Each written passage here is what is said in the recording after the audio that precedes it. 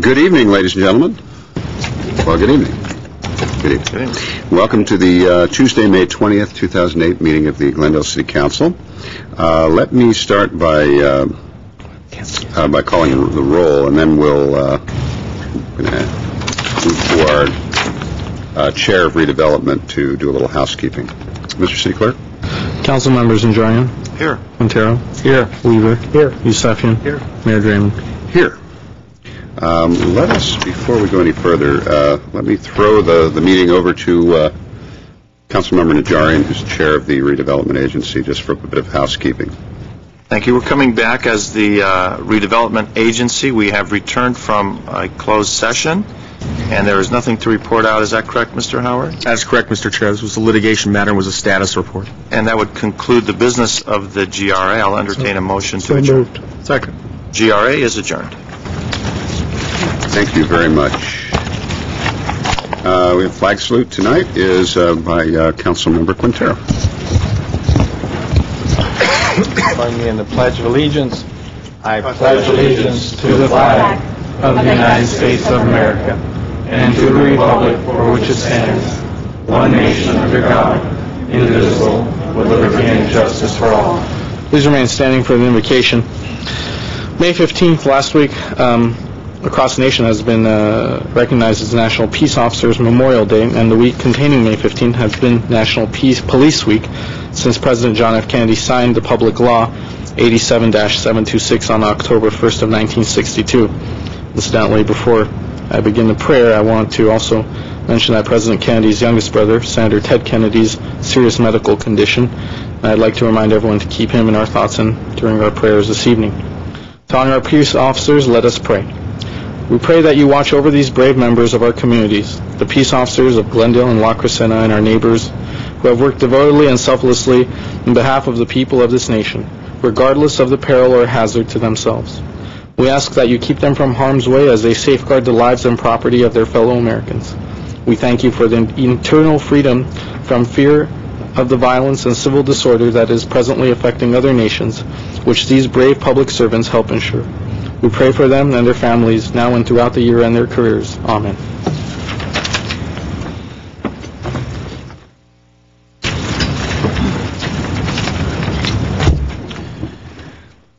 Thank you, Mr. Kasakian. Can we have your report, please?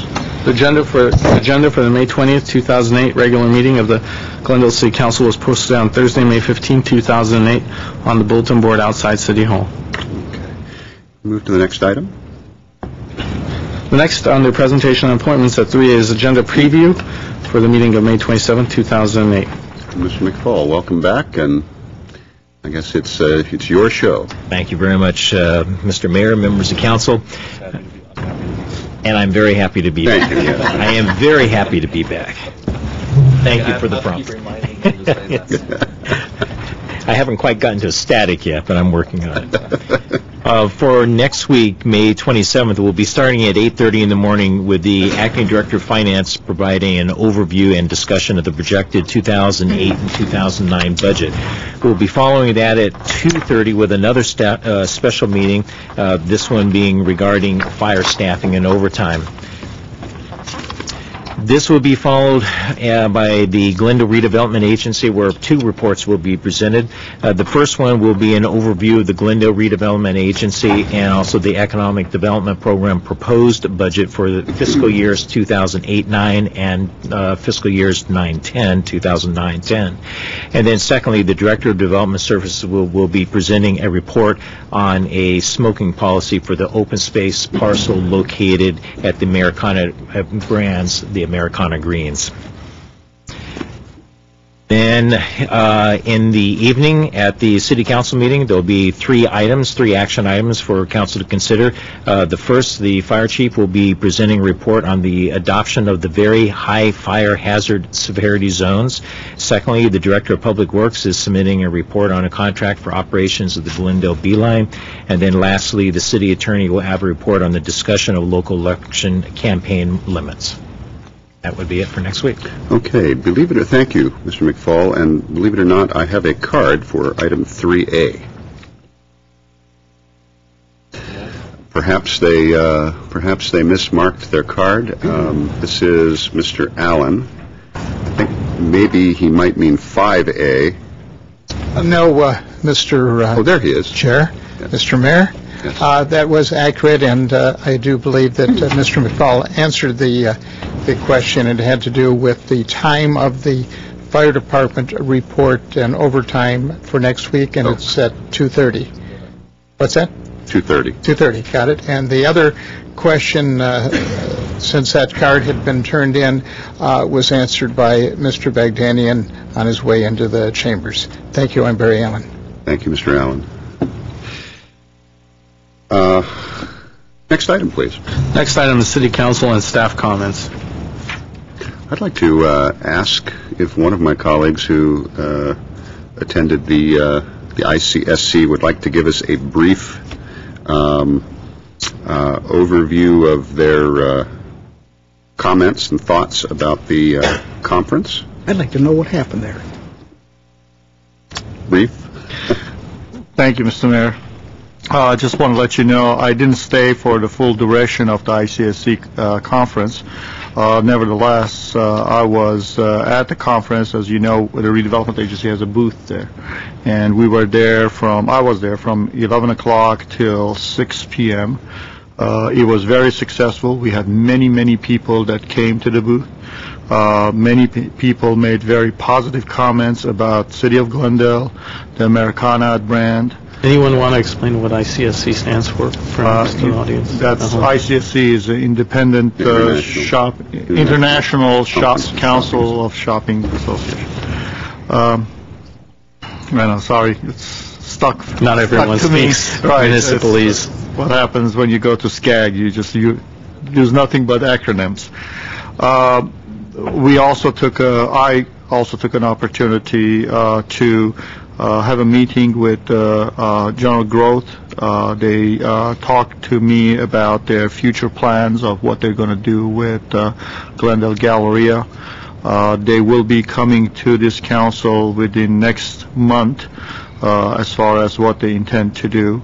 The interesting things, the two major things that happened that day, besides going around and looking at all the different exhibitors, most people that came to our booth asked mostly about two things. One, do you have any hotel sites? Two, we are looking for big restaurant sites, high-end restaurants. And they were looking for buildings, places that they could open up a large restaurant, high-end steakhouses, and so on and so forth, between 10 to 15,000 square feet. We were kind of flabbergasted how many people came and talked to us. There was a lot of interest about Glendale. For some odd reason, we are in the forefront of everyone else. There were many cities that were there, and many of them were jealous to say, "Why are you here? You already have Americana. What else do you want? Get out." But we told them that there is more to the city, just Americana. So that's pretty much upside and downside of it. But it was very hot, I must tell you. Yes, I will tell you. It was very hot. It was very, very hot. Councilmember Najarian. Just to add, thank you, Mr. Mayor, just to add briefly to Mr. Yusefian's, I had a chance to meet with the Lowe's Corporation, who is interested in Glendale. They do face some challenges, however, in bringing a retail presence to the city. I also had a meeting with the Trader Joe's company. It was in light of the economic downturn, some were expecting perhaps less of a turnout. Attendance was down, and these are brokers and construction managers and developers, large and small, from throughout the country. What it appears, though, however, is that in tight times, it's important to even put greater emphasis on your marketing efforts, so you'll be able to get those jobs and carry yourself through until the economy turns around. So it was a very interesting conference, and although I know we were not able to meet personally, Mr. Mayor, I understand you were there as well. Yes, I was there the opening day looking for the the booth at the airport where I was supposed to check in and get my packet. Of course, what I found out was that arriving on opening day, the booth hadn't been set up yet, and so the question was, would I like to help them set up the booth? Not our booth, but the ICSC booth. I declined, but I think the highlight for me was seeing our city treasurer, Ron Baruki, walking around in Bermuda shorts, looking in the casinos for places to invest our money. I'm only kidding. I was interested to hear your comments. I, too, felt that the attendance was down, but there still was a tremendous amount of enthusiasm, I felt, and I did come away with a number of interesting ideas that I look forward to discussing with this council at a later date. Councilmember Quintero, anything you'd like to add? Can you tell the folks watching on TV, stay in Southern California. I just don't see what I'm sure I'm going to get a letter from the Las Vegas Convention Bureau, but I don't see what people see in that town. But anyway, one of the meetings I had that I found very interesting was a company that does farmers markets, or I shouldn't even call it farmers market, just markets, where they will actually contract with individual owners that do fruit, vegetables, high-end seafood, etc. Very interesting concept, kind of like Pike's Market in Seattle and other locations throughout the country. And like Mr. Yosefian mentioned, it's obvious that Glendale seems to be a spot that people want to do hotels in. That was unmistakable. They kept asking out sites for hotels.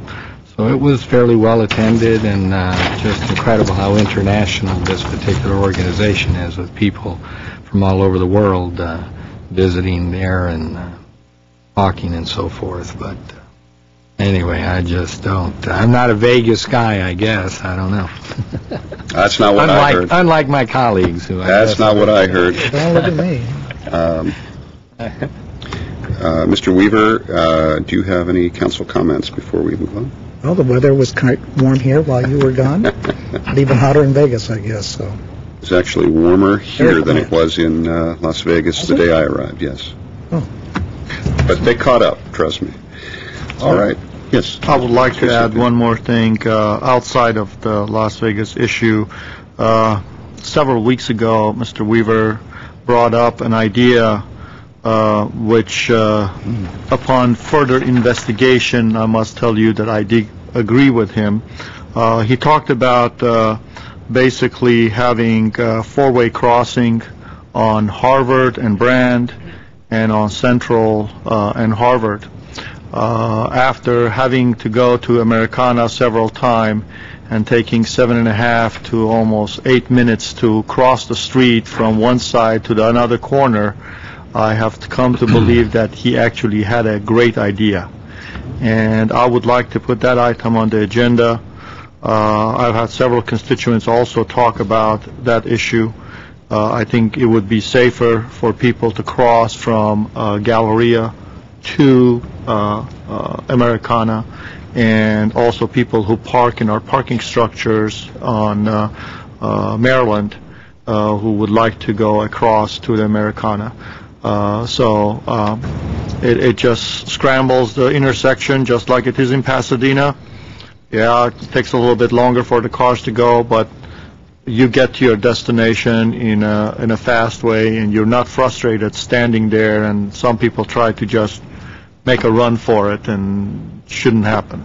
So I guess the engineer got it right. Mr. Weaver. I'd like to add to that. Mr. Stephan reminded me, same thing, if you come down on the north side of Harvard, you have to cross to the south side, then cross over to the west side of Brand, then cross over like if you're going to Grantville.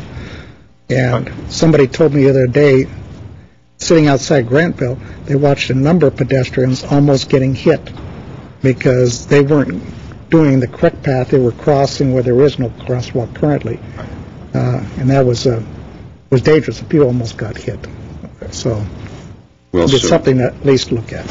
All right, so we will put this, put this on the agenda for some further scrutiny, and that may well help the folks, by the way, at at the marketplace as well that are sort of being funneled away from that facility. All right. If there are no further staff comments, see no one leaping forward with that, let's move on to the next item, please. Item number 5 is consent items, including minutes. The following are routine and may be acted upon by one motion. Any member of council or the audience requesting separate consideration may do so by making such request before a motion is proposed. Okay, I have requests to pull 5G and 5I, and I would like to pull 5B, like boy. Move the rest. Second. Mr. City Clerk. Council members Najarian, Yes. Quintero, Yes. Weaver, Aye. Yusefian, Aye. Mayor Drayman. Yes. 5B, please, could we hear the item there? 5B is Director of Public Works regarding change order to contract number 03890 to conduct a traffic study relating to proposed closure of the Doran Street at-grade railroad crossing. At B1 is motion authorizing change order in an amount of $60,000 with Fair and Piers for a total amount not to exceed $130,000. Okay. Who can give me a little extra information on this beyond what's in the report? Mr. Mayor, is a specific question, or would you like a brief overview? Just a brief overview. Mr. Bagdani, our Traffic and Transportation Administrator, would be happy to do that for you. Happy. Mr. Mayor, members of the City Council, we're seeking additional services from Fair Piers, which is the consultant that worked with the city as part of the Flower Street at-grade crossing when we were going through the process of justifying the crossing, looking at the traffic analysis for that. And then when we, as part of the PUC agreement that the city entered into, was to look at all the at-grade crossings and make improvements to those crossings. In addition, because of Doran Street crossing, which is a safety issue, both for Metrolink, Southern California Railroad Authority, as well as the city, as well as City of Los Angeles, we collectively agreed to look at that crossing in order to see potentially if it can be closed. In order to do a closure of that crossing, we have to do a traffic analysis to see if there is any significant impact as a result of that crossing, and if it can be mitigated at the other next crossing to the south, which is Broadway in Brazil. So the analysis that the services that we're seeking is for Fair Piers to do that analysis, provide that information to us, and then we will be sharing that with the City of Los Angeles because we share both crossing with City of LA, and then that would be the basis of an environmental evaluation as well, so that whatever the outcome of that analysis is, we will come back to the City Council with a recommendation whether any environmental analysis further has to be done, or if the crossing can be closed, what are the financial ramifications with that. And also, Council approved the $2 million as part of that entire PUC package toward, improvements at Broadway in Brazil, Chevy Chase, as well as Doran Crossing. Okay, thank you. Mr. City. Mr. Mayor, just to add that I want to point out that the staff report mentions that the contract with Fair and Piers would not exceed $130,000. That's because they're currently under contract for $70,000 on a different project. So this work is $60,000. Right. We've already spent most of that $70,000. Not on Doran. Not on Doran. Not on Doran. So Doran is a separate project. We're adding it to this contract. I also want to point out, as John mentioned, this is part of the agreement with the PUC, and this is the project that, frankly, the PUC staff is very interested and supportive of because of the safety issues at Doran. Okay. Thank you very much. There's nothing else from my colleagues. Let's go ahead and... Move the item. Yes. Second.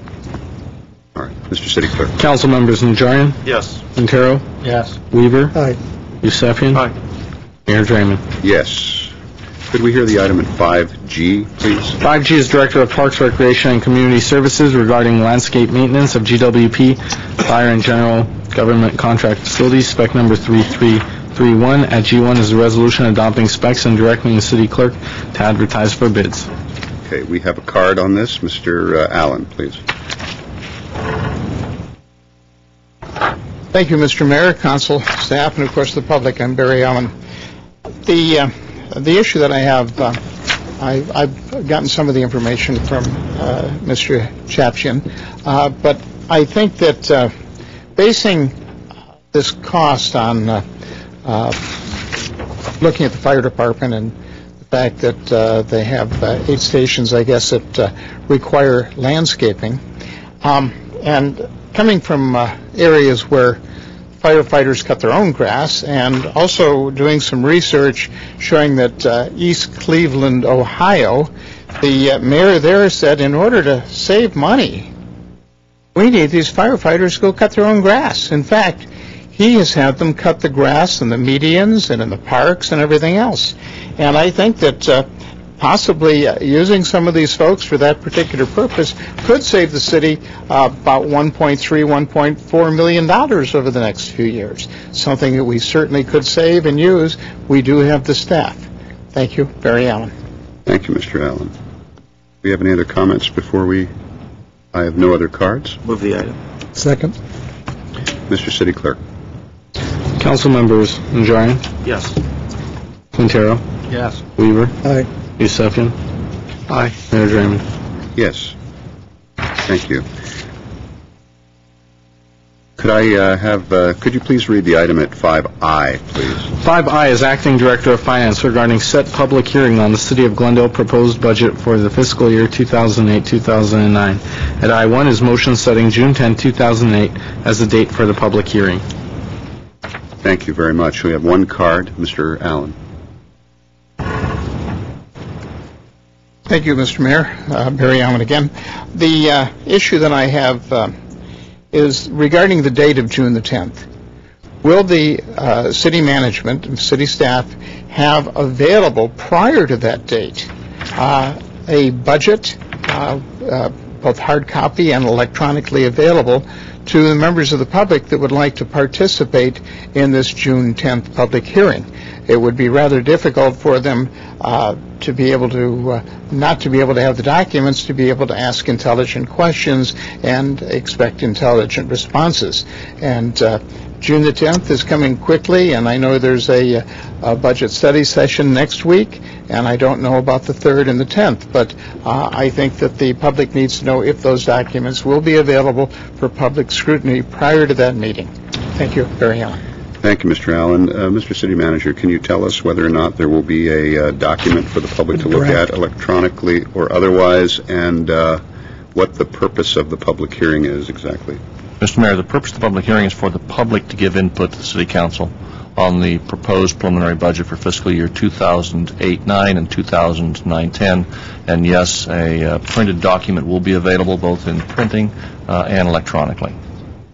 When? Do you have a date, Ron? June 1st. Very good. If there are no other comments, Move the item. Second. all right. Mr. City Clerk. Council members Najarian, Yes. Quintero, Yes. Weaver, Aye. Yusefian. Aye. Mayor Draymond. Yes.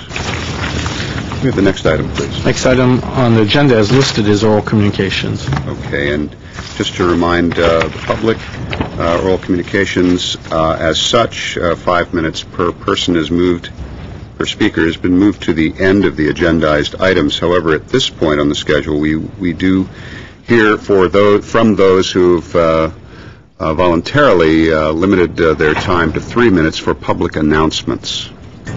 I have one card, and that is from Leon Mayer. Good evening, Mr. Mayor, members of the council, Good evening. staff. My name is Leon Mayer, and I'm here on behalf of the library and the Friends of the Glendale Library. And we're going to make our final announcement on our upcoming event, which is a week from tomorrow night. It'll be Jane Austen visiting the Glendale Library Central Auditorium at 7 o'clock in the guise of Lori Rigler. Lori Rigler is a member of the Jane Austen Society of North America. She's been very active in promoting her love for Jane Austen. In fact, she's become addicted to Jane Austen, and she's written a book called The Confessions of a Jane Austen Addict. And any rumors you've heard about Jane Austen being at the library in person, they're really false. and I started them just to get the activity and interest in the event. It will be a fine event. We have had a lot of feedback on the event. Chuck White from the library, our great community director of relations at the library, is going to have scones and tea served, so anybody who wants to bring teacups, join us in the fun. It'll be a great evening, and that's 7 o'clock a week from Wednesday. Now, I'm pleased to give you a definite date for one of the world's foremost experts on terrorism and counterterrorism, and that is Brian Jenkins. He's written a book called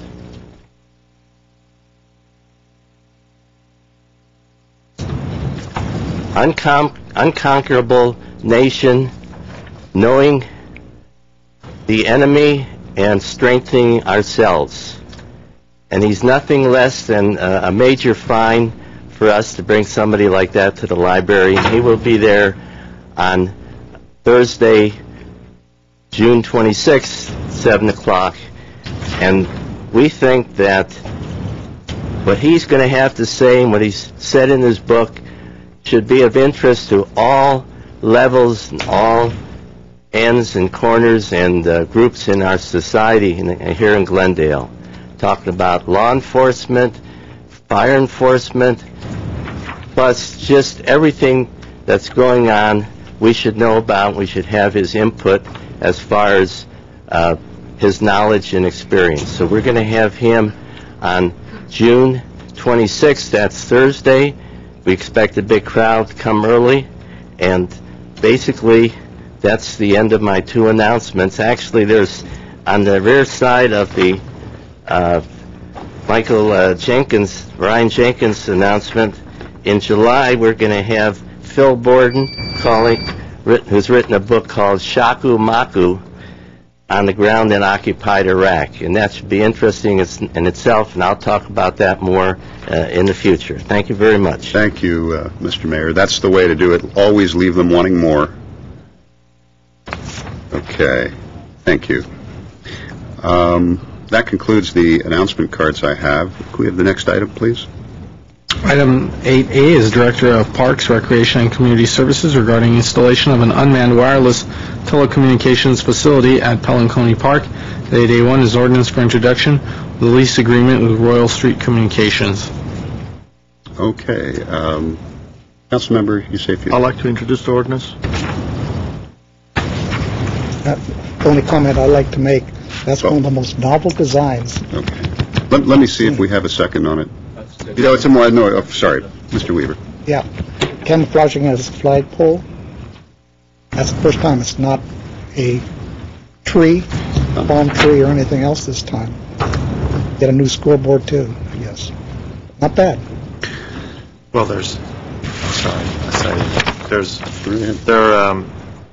by the In-N-Out Burger, there are 3 flagpoles there that are also disguised as radio towers, so. Disguised as radio towers? Disguised as flagpoles, you mean? That's what they want you to think. That's what they want you to think, okay. Oh, okay, I'm slow I on the thought they were tape. disguised as double-doubles. Okay. Tonight. If there are no other comments from my colleagues, and it appears there are none. Great report. Unless there's something you need to tell us about these flagpoles. Not really, only that the scoreboard is one of our newer scoreboards. They're just moving the scoreboard back. Yeah. The rest of it is. Good. Very good. All right. And You're pardon? done. Yep. Thank you, George. Okay, it was easy, huh? Say goodnight. All right, Mr. City Clerk. At 8B is Director of Planning regarding potential code amendment related to use variances. At B1 is a motion directing staff to maintain current policies regarding use variances. At B2 is a motion initiating code amendments related to use variances. Okay, thank you. Do we have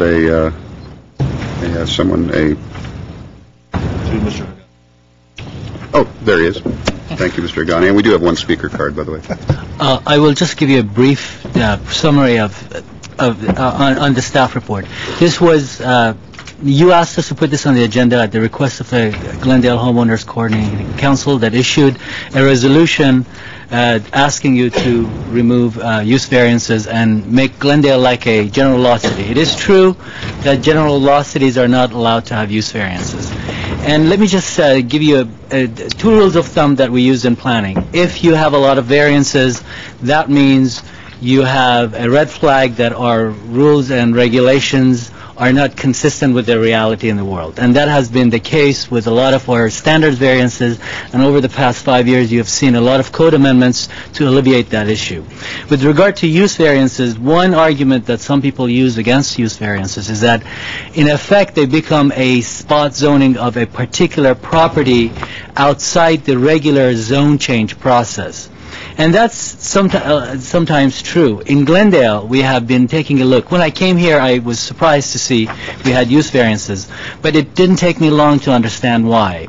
Use variances in Glendale have served a purpose primarily because the city is large, it's relatively old, and a lot of the scattered uses in different parts of the city do not necessarily correspond with our zoning map, the way that theoretically we have put the zoning map together. So the use variances serve to kind of give specific consideration to any particular use that may not fit the zoning code requirement.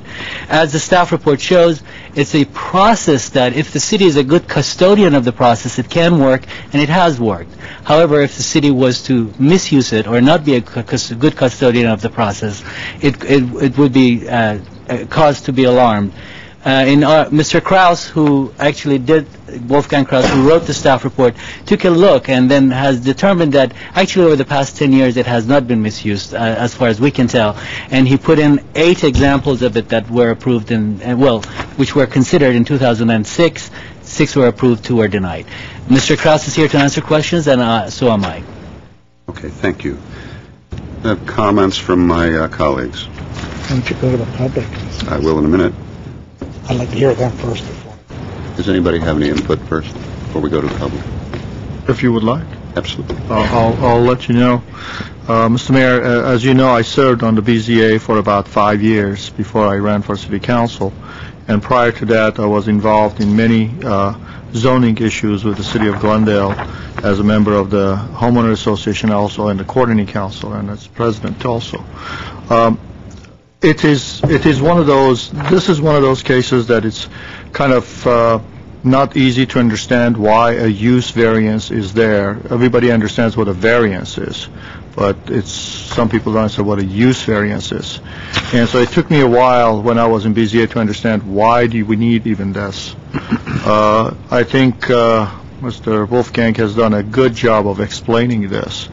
And there has been several cases that I have approved as a BZA member, a use variance. And we have also had some approvals. If you drive by Adventist Medical Center, you would see a new building that is being built there, and it's for retirement purposes. The Adventist has owned that property for many, many years. It was a parking, but it required a use variance because a very small portion of that lot was in a residential zone. It was zoned residential. There was no houses on it. Nobody lived in it.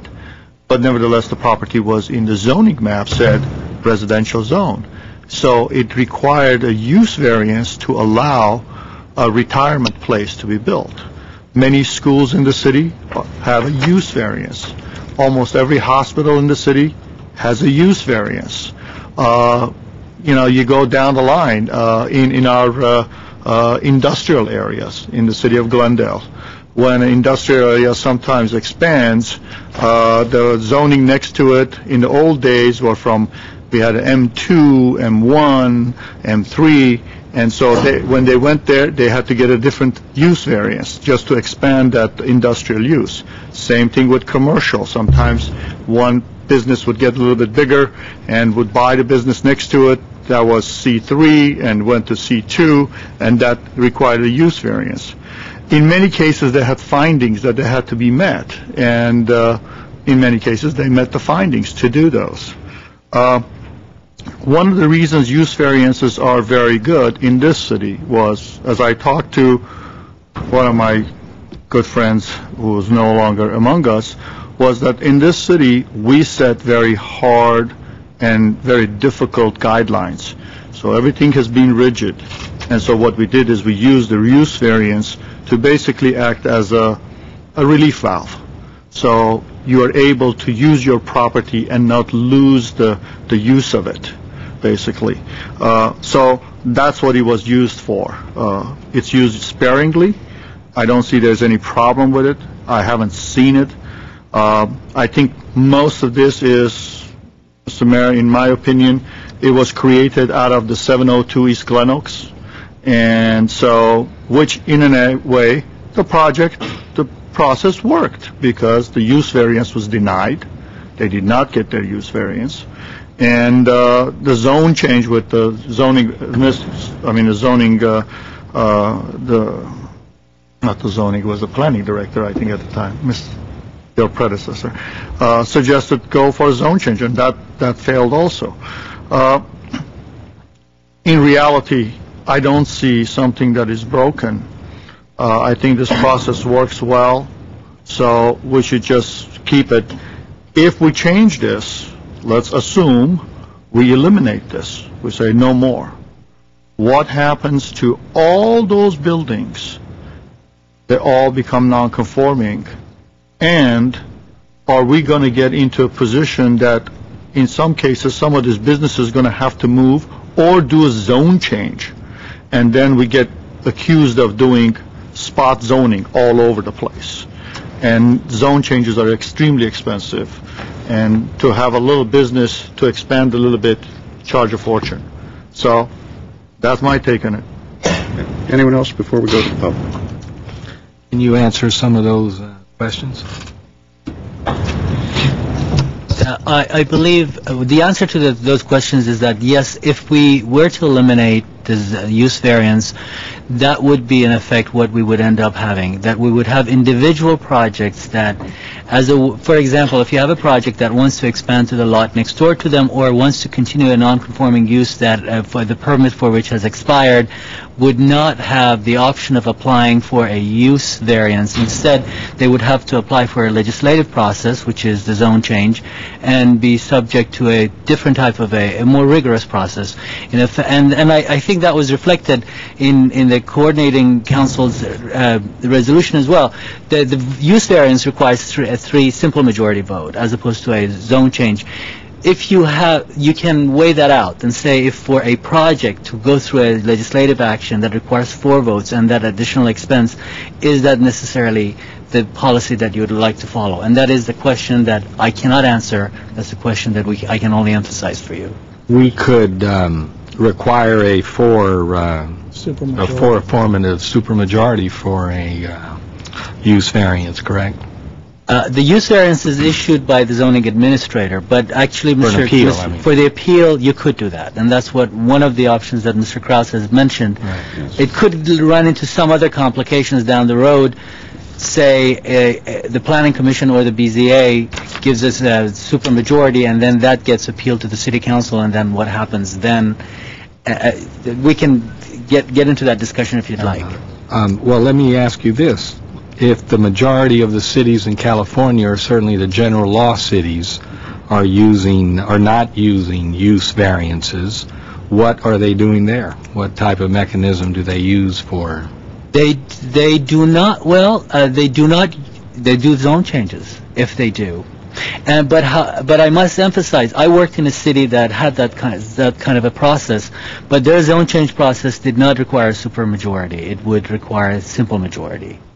So the remedy was a little bit less burdensome for an applicant in that case. Anyone else before we go to the public?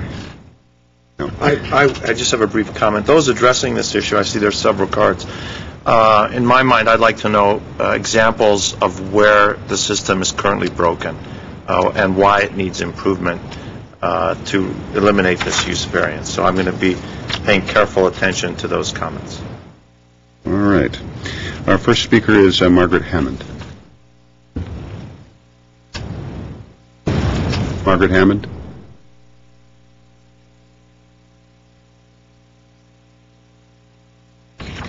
Followed by Lenore Solis.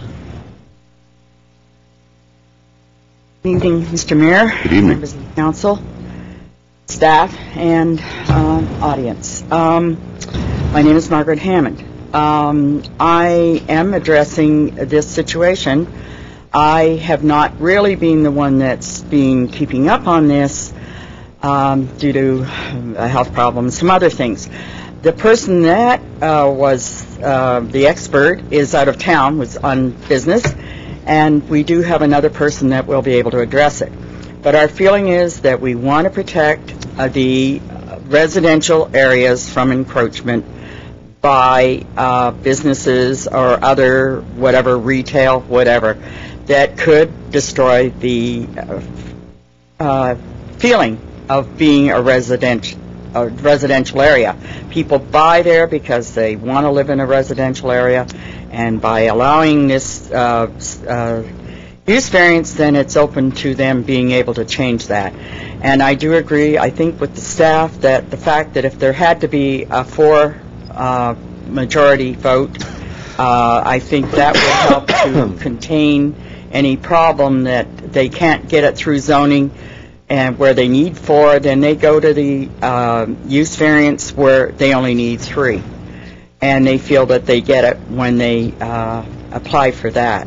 So our feeling is that if it were the same rule, which I understand the staff, from what we've read or talked about, that it would be the 4. We know that to ask for a complete ban would possibly not be possible.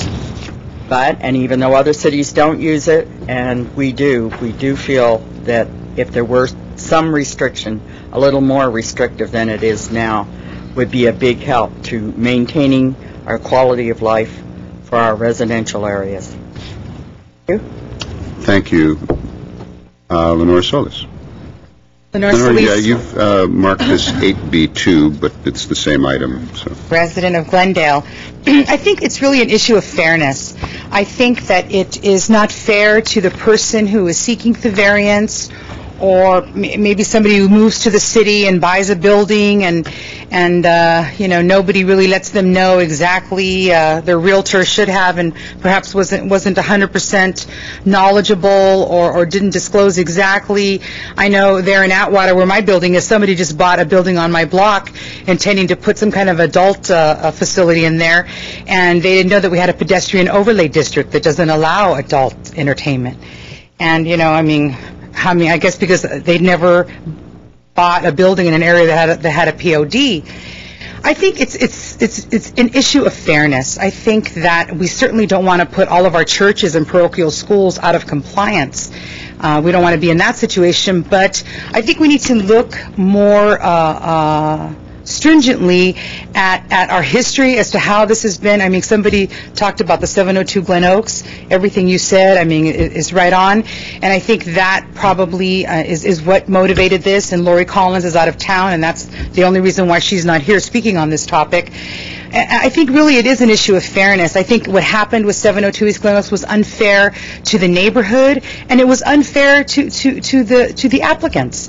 All around, it just worked out to be a very unfair process.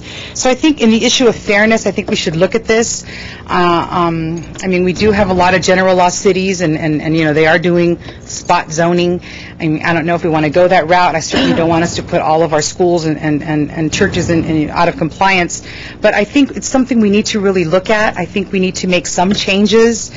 And I just hope that I'm going to rely on all of you that you are going to, really study this and do what is in the best interest and what it would be the most fair, whether it be a supermajority vote on the zone, variances, whatever that may be. But I think in the interest of fairness for all, we need to do something. Thank you. Okay, thank you. Lila Ramirez.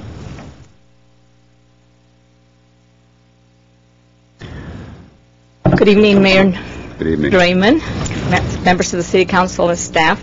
I'm Lila Ramirez, and I am the zoning chair for the coordinating council. Rushing to address this came up sooner than I even thought it would. And we did bring this resolution before you for your consideration. Our first choice, of course, would be for you to initiate direct staff to initiate a code amendment, take it to the Planning Commission, and have it a real hearing so everybody can really address it. That would be our preference, but I'm not sure that you're inclined to go that way. We do have concerns about the encroachment of commercial into residential, and you are very much aware of that since we had that one case before us. And I think there has been an abuse.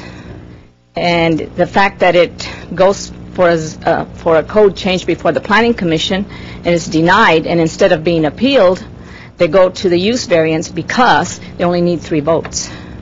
And 3 votes apparently seem to be lined up. So that is our concern. We do think that there has been an abuse. Also, we do recognize that there has been a diminished use according to staff's report. So and we did kind of upgrade our zoning code, so I think that those changes have been addressed for the most part by zoning staff in the committee that looked at all our zoning codes. That staff report said that provided that the applicants are held to a high standard for providing evidence to support required findings necessary to grant any variance, the public should have limited concerns about the potential abuse. Well, that's right. We should have limited concerns, but in fact, it is the opposite. We have grave concerns because of what we've had to go through recently with 702, and in the past, the problems we encountered on Jackson and Dryden, and that went on for 5 years. Finally, it's been resolved.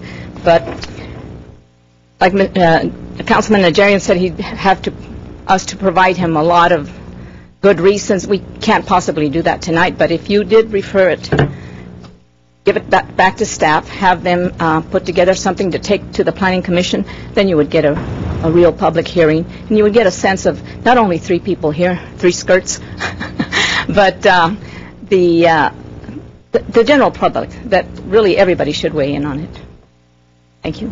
Thank you very much. Okay, I have no other cards. Mr. Weaver. Yeah, I looked at the cases that were provided to us, and I think only one was denied. I'm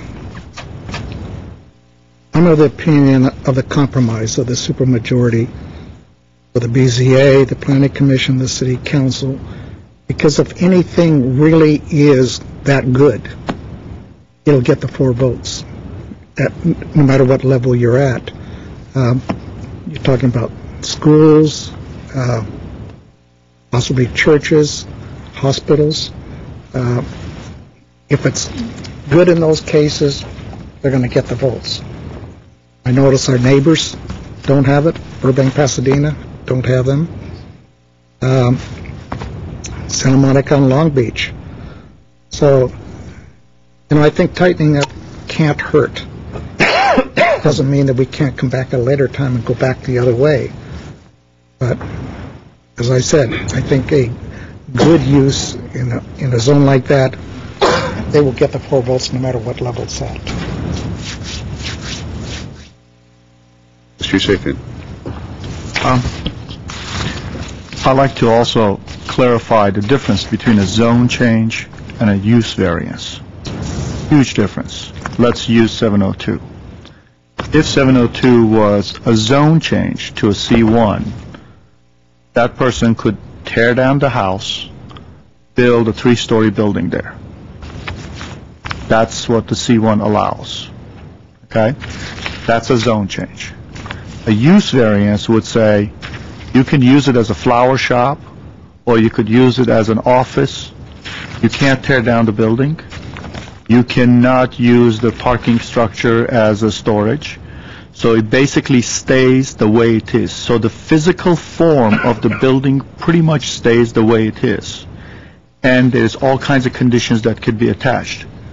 When that person leaves, okay, I'm just talking, that person leaves, that house is still a house.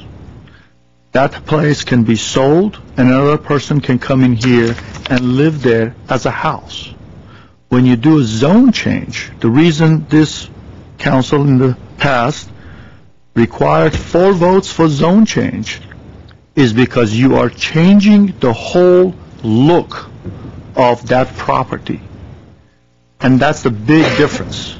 So many of you, I don't know some of you, but I know Margaret and some of the people who lived in the city for a long time, remember what Glendale Avenue used to be.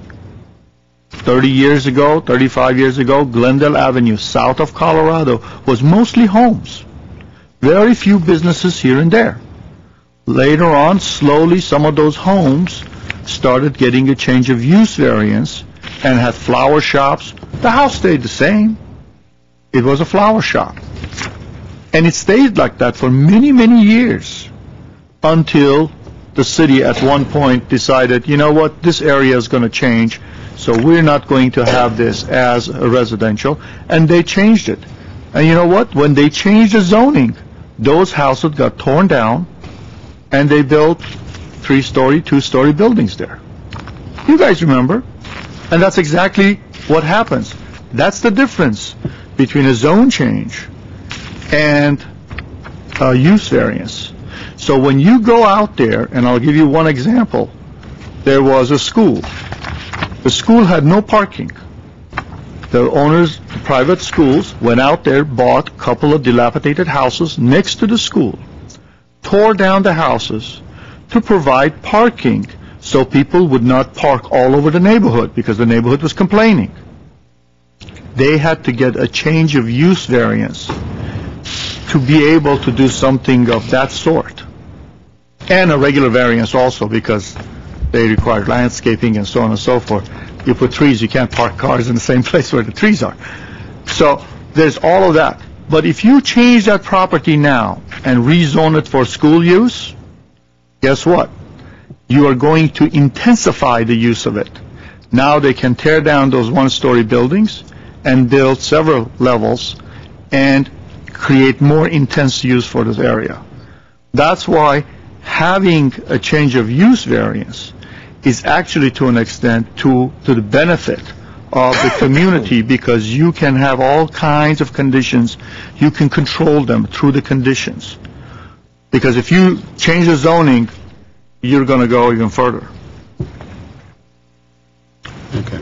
Councilmember Quintero. Okay, well, my first choice would be to let the Planning Commission come up with some ideas and research it. However, I am perfectly willing to go with the alternative that the staff suggested, which is to have 4 affirmative votes of the BZA Planning Commission when it's the subject of an appeal.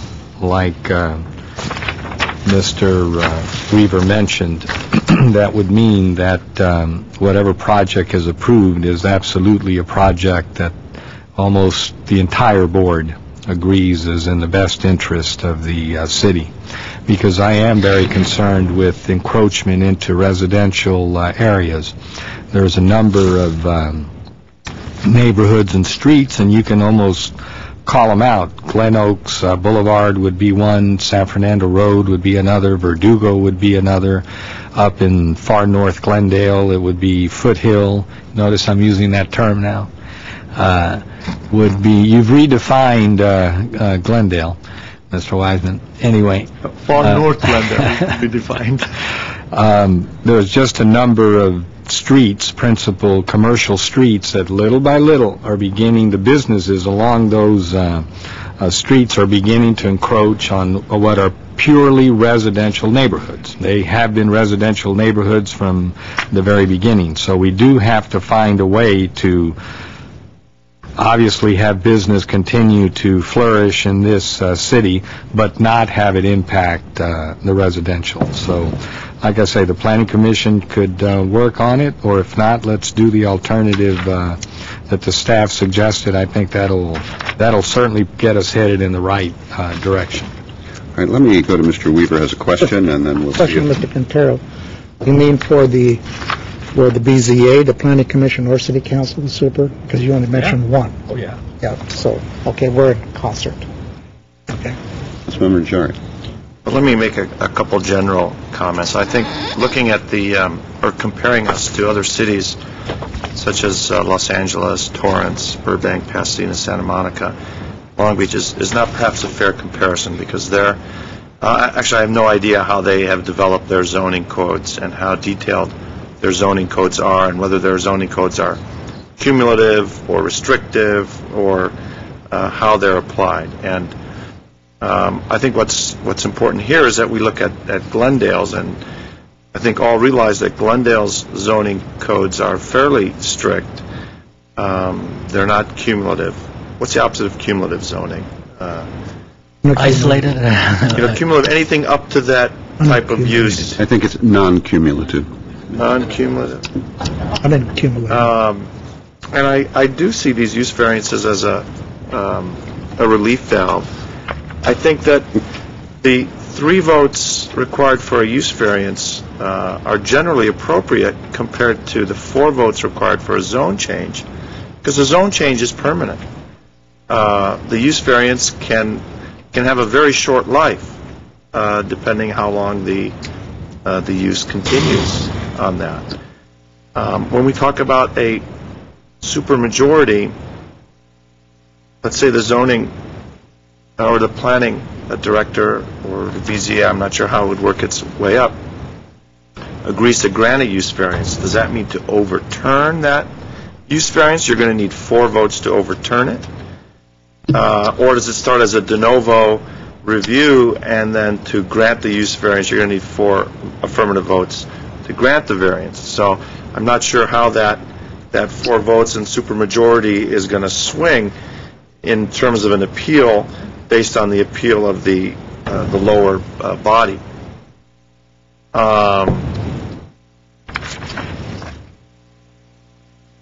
I think the 702, which was really, I think, the genesis to this, and it seems so long ago, I think I've forgotten the details of it.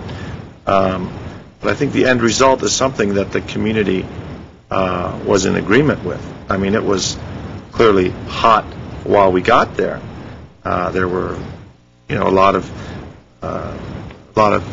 fear and a lot of misgivings as to where council was going to go. But in the end, that's where council went. And I think you're going to have to trust your elected officials to do the right thing and act as a majority to represent the interests and the wishes of the community. I would have a problem going to 4. If we were just to say, let's go to 4 right now as a supermajority, there are so many properties there with use variances. All our churches, all our hospitals, all our private schools. I would want to see some sort of a grandfathering for the existing use variances that have already been granted if we were to go to a supermajority. I'm not in favor of the supermajority, but if we were to do that, I think it would be a shame if a 50-year use or 50-year school, longer church, hospital, is suddenly unable to get a extension on their use variance because they fell out of favor with 2 council members. And I think that's really a possibility. And I just have a problem with that. But I'm still all ears. Where we're going with this. Let me go to both the city attorney and the planning director, see if we can get some answers for Councilmember Najarian's questions. Okay, Mr. Mayor, do you want me to, one was procedural. One was procedural, I think, with respect to how would the votes work, and I think if that was the direction of the council to go forward and look at that, we can explore that. Currently, every hearing is a de novo hearing, so the actual vote needed for that particular hearing is what controls, so it wouldn't be regardless of what the previous hearing got. If something an item came before council, I would think that the way it would work would be 4 votes of the council would be required to approve the variance. That hearing would be treated as a de novo hearing. But it could be that could be worked out in the ordinance. For example, currently with respect to appeals that go to the BZA or right now the Planning Commission, it takes 3 affirmative votes to do anything, either to reverse or affirm. And so specific language can be crafted depending on what the direction of the council is. And we can, if that does come back, we can, when it goes to the Planning Commission and then comes to the council, we can explore how the different options would work, essentially. Okay. And let's go to Mr. Hagani.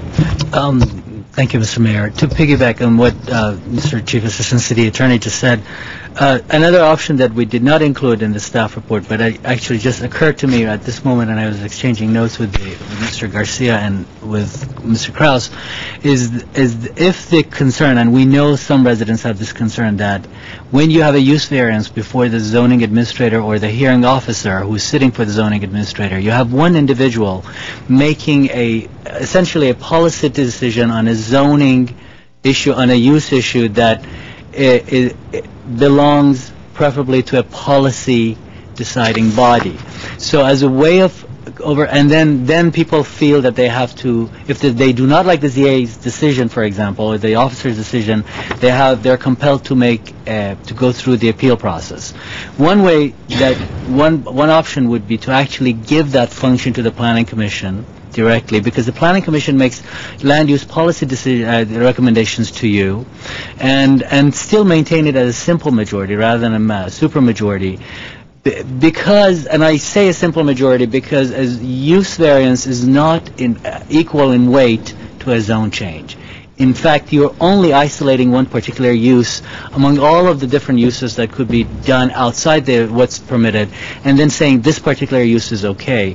Therefore, the weight, I think, to give it a supermajority weight may be a little bit too extreme. But at the same time, you'll have three people making an affirmative decision as opposed to one person by themselves making that decision. That would be one option to consider. Okay.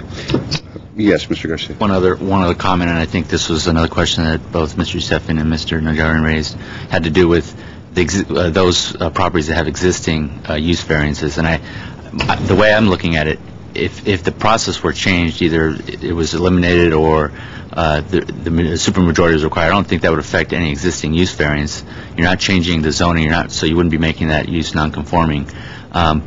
Najarian, I think, raised the specter of if you had a use variance that maybe expired and needed to be renewed, that could be a situation that could be addressed in legislation. That was the desire of the council. Okay. Mr. Quintero. Could we carve out schools, hospitals, and religious institutions? Could that be carved out of the code? It seems like it could, right? Carved out in what sense? Carved out in the sense that they may not have the type of hurdles to go through that a private or profit business would. We could always take a look and make those permitted uses in the zones in which they already exist, but that might have inadvertent consequences that in the future new uses similar to those will come and apply, and we'll have to give them the permit, as opposed to recognizing an institution that has existed for a long time and wanting them to continue service without expanding that use in a zone. Any other comment? Yes, well, I think if that was an option, Mr. Hagani, that the initial decision on granting the variance, the use variance, be determined by the Planning Commission, as opposed to a single member ZA or planning director. And then should the applicant or the respondent wish to appeal, then take it to a council. I think we're adding another layer of protection in that. I think that's something I could support at this point. I'm not sure where anyone else is, but I'm moving towards a little more protectionism. Council, to appeal it to council with just a simple majority? I would still be in favor of a simple majority, personally speaking. Okay. Mr. Yusefian and then Mr. Weaver. I would not be supporting that idea, and there's a reason for it. If you look at some of the statistics, you will see that the zoning administrator grants a certain number. Most of them that have no controversy at all, they are not appealed. then some of the ones that have controversy get appealed to the, at the time was BZA, at this time it's the Planning Commission. At the Planning Commission level, they have a little bit more authority than the zoning administrator does. So they attach more conditions and so on and so forth, massage the thing, and in many cases, some of those issues go away. So very few cases come to the council. So if you would like to get more appeals to the council, eliminating the zoning administrator and going to the Planning Commission and making us an appellate body, that would definitely do it.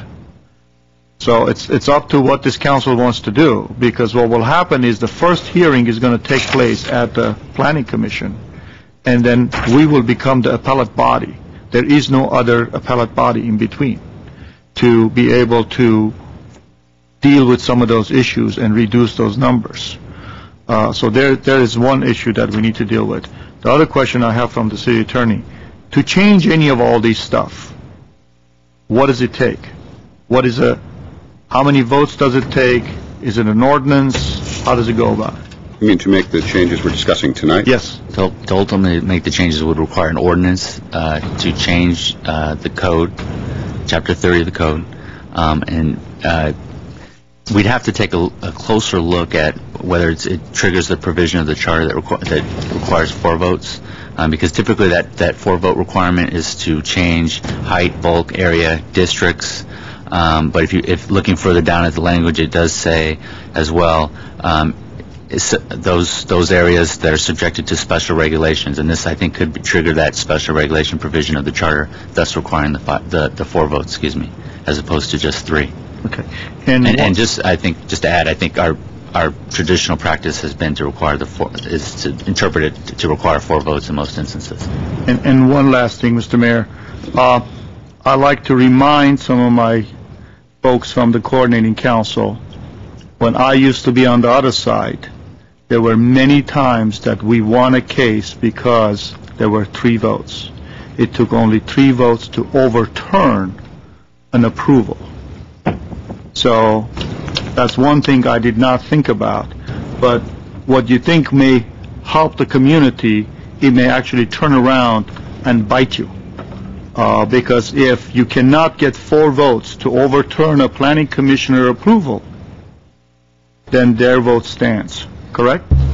If that's the way that the ordinance is drafted. And that's generally what will happen. And that's, we have squeezed by some of the very controversial issues on previous councils. And no guarantees this council will stay like this. As a matter of fact, I can guarantee you it will never stay like this. Council's always changed. But in the past, we didn't have those 3 votes. If it was only 3 votes, we were able to get those overturned. If we didn't, if it was a 4 votes, those projects would have happened.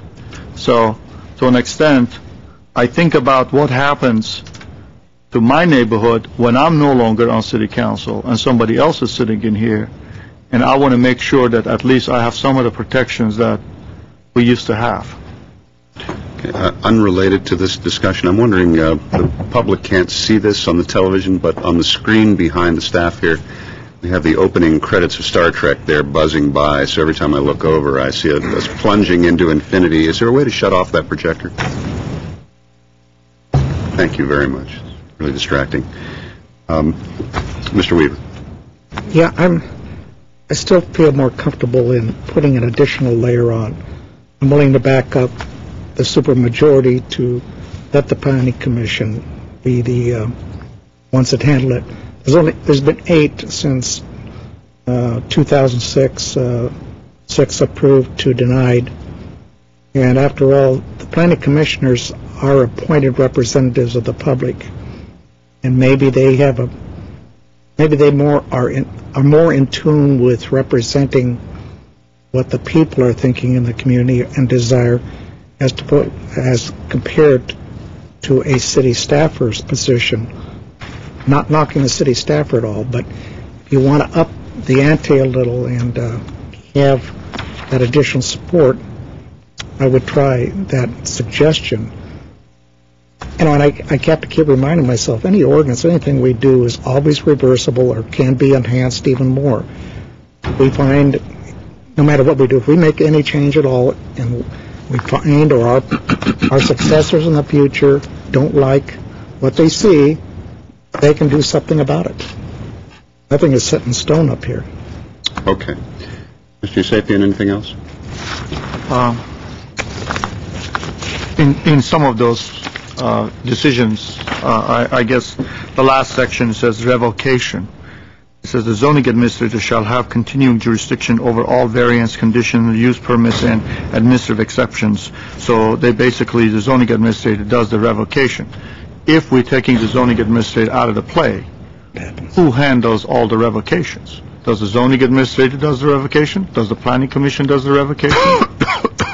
It's whatever's written into the ordinance, Councilman Stephen. So, in other words, we can... I understand whatever's written. No, it's whatever's written into the ordinance. In other words, if this change were to be made by the council, they could decide the zoning administrator is going to keep the power to revoke these types of use variances, or it's going to go to the planning commission, or... Right. So, in other words... But generally, when you have zoning administrators, an employee of the city of Glendale, right, works for the city every day, comes to work. If there's a problem with a revocation, the police department contacts the zoning administrator, tells her, there's a problem in here, we need to do that. She can write the revocation letter, sends it out. If it's a planning commission, what are you going to do? Is the police department going to call who? You. They're going to call you, Mr. Zip. And who's going to write the letter? On whose behest?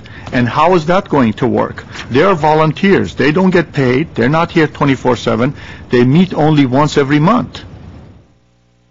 Well, in terms of the revocation, I think it would continue to be the zoning administrator. That's a different story from an affirmative move by the property owner to change the use. So in terms of a revocation, it would continue to be the city employee, the zoning administrator, that would send a letter, as Mr. Yosefian says, and adjudicate the case. And if there's an appeal, that will go to the planning commission. Okay. Let's see what we have here, if there are no other comments. Let's see what kind of consensus. Is anybody hearing any kind of consensus here so far? Well, I'm with, I think Mr. Najarian and I kind of agreed. Compromise one, letting it go into the planning commission, still keeping the 3 vote. And I would throw in that the zoning administrator still handle the revocations process. And that differs from you, Mr. Quintero, in what way? No, well, I would prefer the 4, but if we're not going to get the votes for the if we're not going to get the votes for the 4, then we'll go with the 3. And they are appointees of the city council, and they study. They're generally people that the planning commission, that is, they're generally people that know what those issues are about, and so I trust them to make some good decisions. Well, I want to just say for the record that I support the idea of the alternative that was expressed in the report. All of the discussion is interesting discussion, but there have been relatively few since 2006. I think that whether it's the city council making that decision or the planning commission, in either case, they and we are people of reasonable intelligence. I don't think that there will be issues with exceptions for hospitals and schools, etc. I think it's other kinds of encroachment concerns rather than hospitals, schools, etc. I don't liken it to zoning changes or spot zoning. I don't see it that way. So I certainly would support that alternative. Somewhere or other, I'm looking for a higher measure. I'm looking for a higher measure of a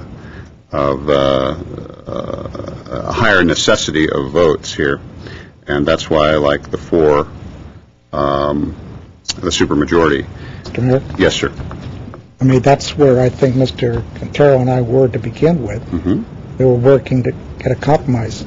If you're with a supermajority, I am on this. I can go back to the 4. I don't know about Mr. Quintero. Yeah, but that's not going to work because we need 4 votes in order to change this. So, not necessarily.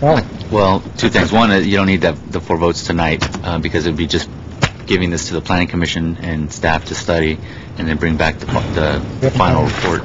And then two, we would still be looking at whether this change triggers the charter requirement for 4 votes.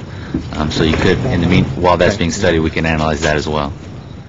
Another option I would add is that, just so you have this, is that you can direct the Planning Commission to study both alternatives, what was suggested as the alternative in the report, and then what was suggested by Mr. Najarian as an alternative.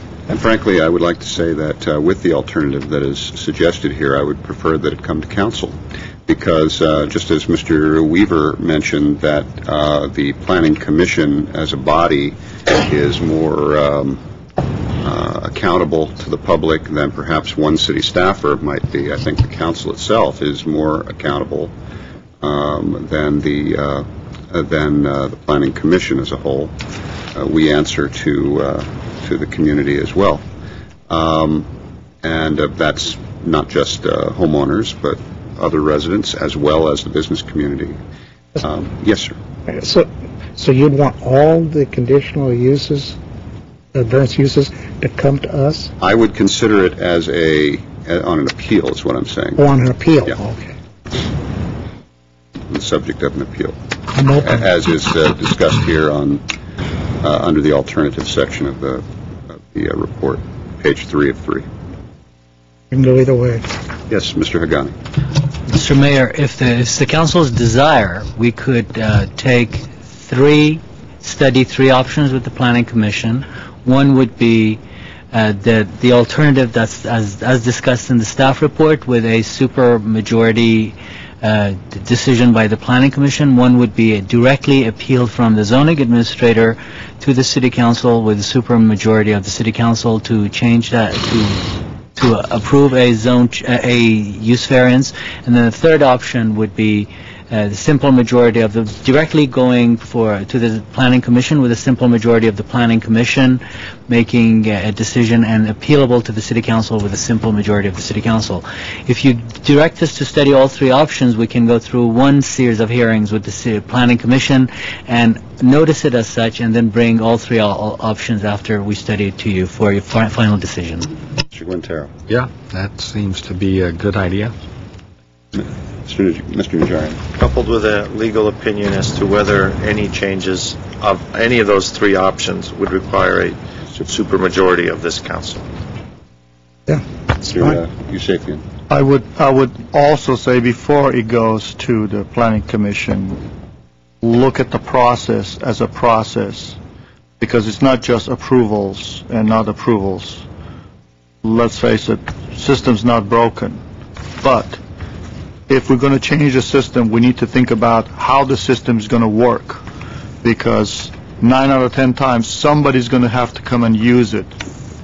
What are the steps they go through so the Planning Commission can actually talk about it? And so don't just give them 3 options and say that's it.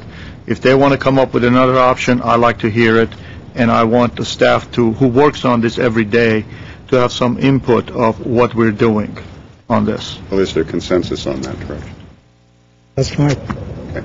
You need a motion to that? Or? Let me just see before we go there. Are there any other comments?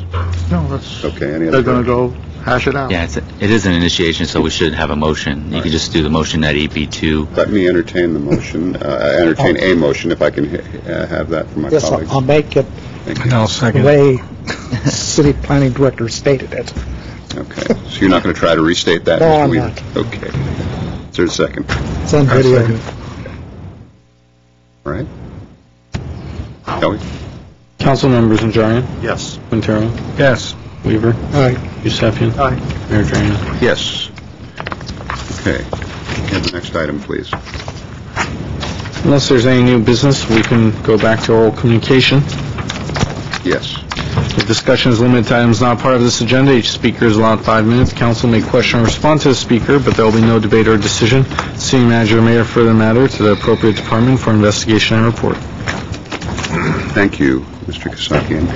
The first speaker is Barry Allen, followed by Dr. Richard Espiritu.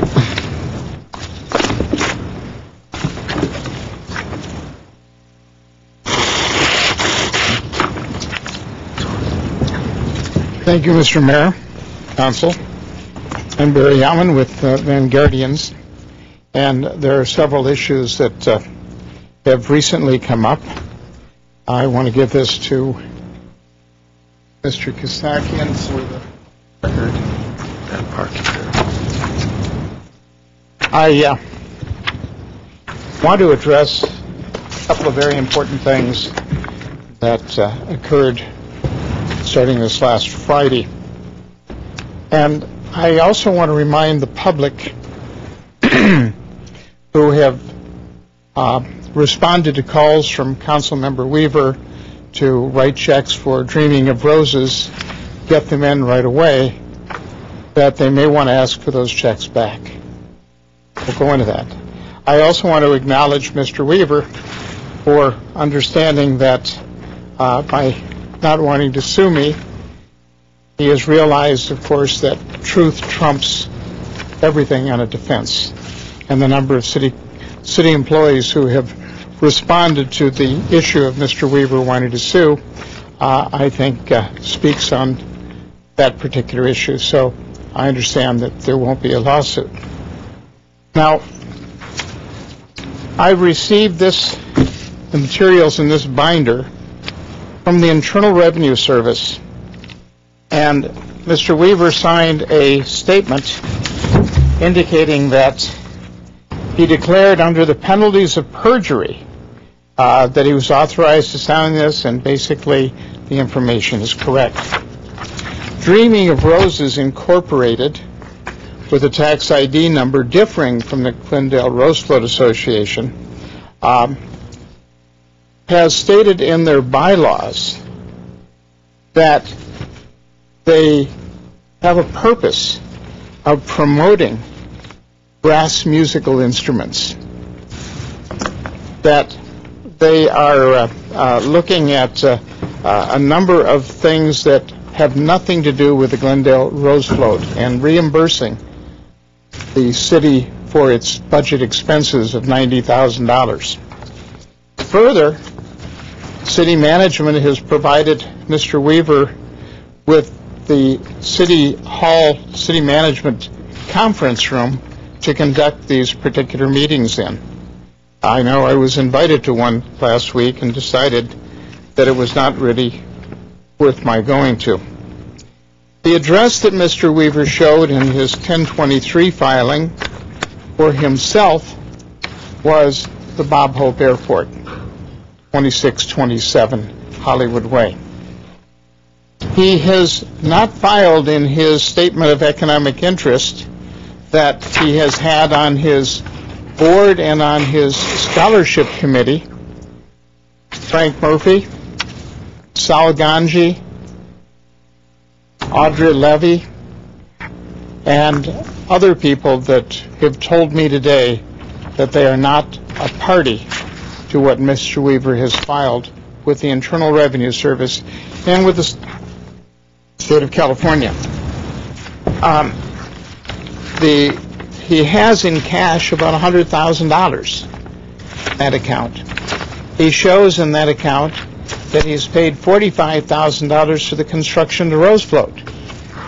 I understand that just a few weeks ago, the city received a check from the Glendale Rose Float Association, which is its own tax ID and identity. And Mr. Weaver, in the statements that he has filed with the Internal Revenue, has indicated that he is not affiliated with any group. And yes, that's true. All the documents are here. So that has been done. We have been asked by the Internal Revenue Service to file a formal fraud complaint. We're going to be doing that. It's useless for us to ask the City Council to step forward and investigate this matter for a possible censure of their colleague. So the District Attorney has asked us to, over and above the Miss Asia investigation with Weaver, to file a separate complaint regarding the issues that I just brought forth to this council. Now, for those who would like to find out more, they can call this number, and we will provide them with the information. We have already started posting the 1023 the bylaws, and other information on our several websites. Thank you, Mr. Mayor, City Council. Barry Hammond. Thank you, Mr. Allen. Dr. Richard Espiritu, followed by Rita Unikian. Good evening, Mr. Mayor, members of the City Council, and staff. I am Dr. Richard Espiritu. Mr. Mayor, I would like you to ask either the city manager or the city attorney to address this question. I am under the understanding that next week the Beeline contract will be presented in front of this city council for final approval among 4 different bidders. And I'd like to know why MV Transportation is having a celebration party this Friday for getting awarded the contract, because I thought it fell in the hands of the 5 of you members of the City Council. Next week I'm going to address an issue brought up by Teddy Roosevelt, that being a pernicious evil. I'll be discussing that next week. In the past, the captain of Castile fought against the establishment of the Inquisition in Mexico very vehemently. Every time I come up with MV Transportation, it appears that they have an inquisition going on as to find out where I get my information. A number of years ago, there was a gentleman by the name of Mr. Alex Reyes who provided me the insight and has continually provided me with information regarding the Beeline. I want to quote something here to you today, and this presentation is going to be called Prevarication, Respect, and Common Sense. This is from MV Transportation Employee Handbook. It says, treat all of our employees as part of our family. Treat them with respect. That means courtesy and warmth. It is the obligation, the duty of conduct, code of conduct of all employees, including their drivers, and it goes on and on. And it says, remain sensitive to the diverse social and culture settings. Respect with dignity and the diversity of the workplace, the uniqueness of each employee, and to speak out without fear of retribution and to obey the laws of the United States. January of last year, Minneapolis, Minnesota, U.S. District Court, a lawsuit was filed by 9 employees of MV Transportation for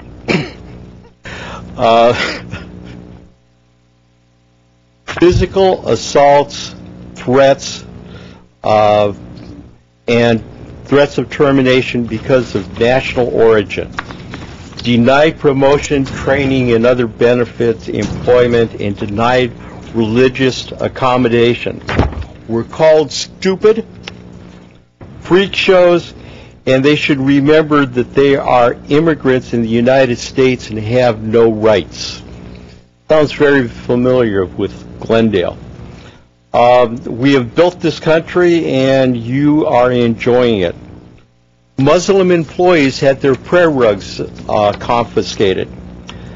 A manager told these people, 5 Somalis, one by one we will get rid of you. They have been physically pushed, shoved, sworn at, denied, called degrading names, and MV Transportation did not protect them. They engaged in retaliation acts, including termination. I wonder if that is anything close to the issue of what their policy manual says. This is done by the National Capital Regional Transportation Planning Board on Metro Access. This is out of Washington, D.C. This was published by the Washington Post. I'll be providing you copies with all of this. On January 15th, they had put together a 109-page report. On January 15th, the transition from Logistic Air to MV Transportation made previous service problems pale in comparison. With that, I've concluded my presentation. I would like Mr. Kasakian to provide Mr. Howard and the rest of the members of the City Council copies of all these documents, and I will hope somebody answers my question about... Okay, thank you. Rita Unikian, followed by Narit Metabosian. Hi. My name is Rita Unikian, and I have lived in Glendale. Sorry. My name is Rita Unikian. I have lived in Glendale since 1989. First of all, I am single parent and have volunteered at the Glendale schools for 12 years. The reason of my concern is to ask the city councilor members to please consider looking into rent control, especially for all low-income residents in Glendale who are struggling to make a living. I have handouts that I needed to distribute to Glendale residents to sign and support my cause. Excuse me, I like it a little bit. Translate is here. Can I translate for her? Absolutely. Okay, thank you. ایران است ام کانسلر ممبر نه است شاد شنوگالم زنیس بر مر آمن گلندلی همار دگنه قطونه کاش. She likes to thank all the council members for doing such a well job being council members for the entire Glendale. این چانم بروی سنتیرو و مگید زز مدیل ززانیت خنترومن بر مرزی آن پایمان اکنه. I've come with a problem to you, and I would like for you to help me. Help residents. Low-income people. Low-income people. ایران استا یس کزانیز خنترومم آقاچومم برده بیا سیمانم دو جیشت مگنستدن یه اوزمم مکش خور متاسس از رنت کنترلی همار برده گلندلی گست ماس لو-اینکامن SSI welfare یه وین رانکل بر چکو به ناشخاتم چین کارگانه بانس رنت کنترل کام بارستان. Slow down a little. Begging you, pleading you, you guys are the ones sitting up there. You guys are there for a reason, because half of Glendale is low-income residents, and please control this rent control. Please think deeply about this issue. Because it's not a joke.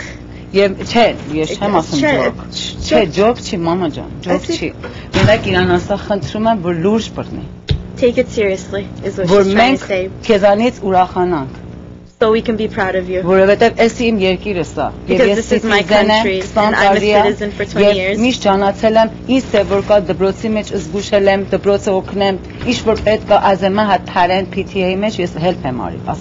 As a PTA member with the school, I've always tried to help out with the school, help any way I can possibly can, because this is my country.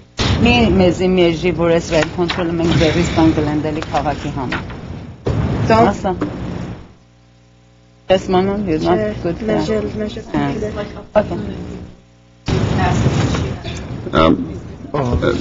No, we can't do this. Let's try to stay with the speakers that are before us on record. ایران اسا یس کزانیس خنترومم یسی شودا پاسیره کازار کوانر گبرن گتانززی یه اس میتینگ که ایران که من رنت کنترلی همار توختن قبلم ایران ور اسی پدگه جوغو ور سیگنیچر آنن ور آسان ماما جان آنگلن داسیره کازار. She has 13,000 signatures for the rent control, the petition, and she has them signed. It's really hard for me to give it to you right now. The citizens want to sign it. But men uzmen green card nen uzmen sign on it. But in chanem bur menak citizenler and rang bur man kam kaven tavin rang pedge sign on it. Iranasa. Sign on it? I'm tried. I'm good. Okay. My councilor members. I'm not very well good to speak English, but I'm tried the best. I'm explained to 5 or 6 councilor members because I know that very good people is here and think it for Glendale people. And I like it. You understand for what's going on. I'm here. I'm very sad right now because I know it very soon is Glendale 2-bedroom is $2,000 for every month. Can you help for my Glendale people, resident, for low income, SSI, welfare? That's people you help it for not go is rent is higher because everybody is not work, my councilor member. Can you think it very hormatazi? Think deeply about this issue. God bless you. Thank you. May I just ask for the record the name of your Talmai Tomasyan. Thank you. Okay. God bless you. Thank you. Narek Matavosian, followed by Margaret Hammond.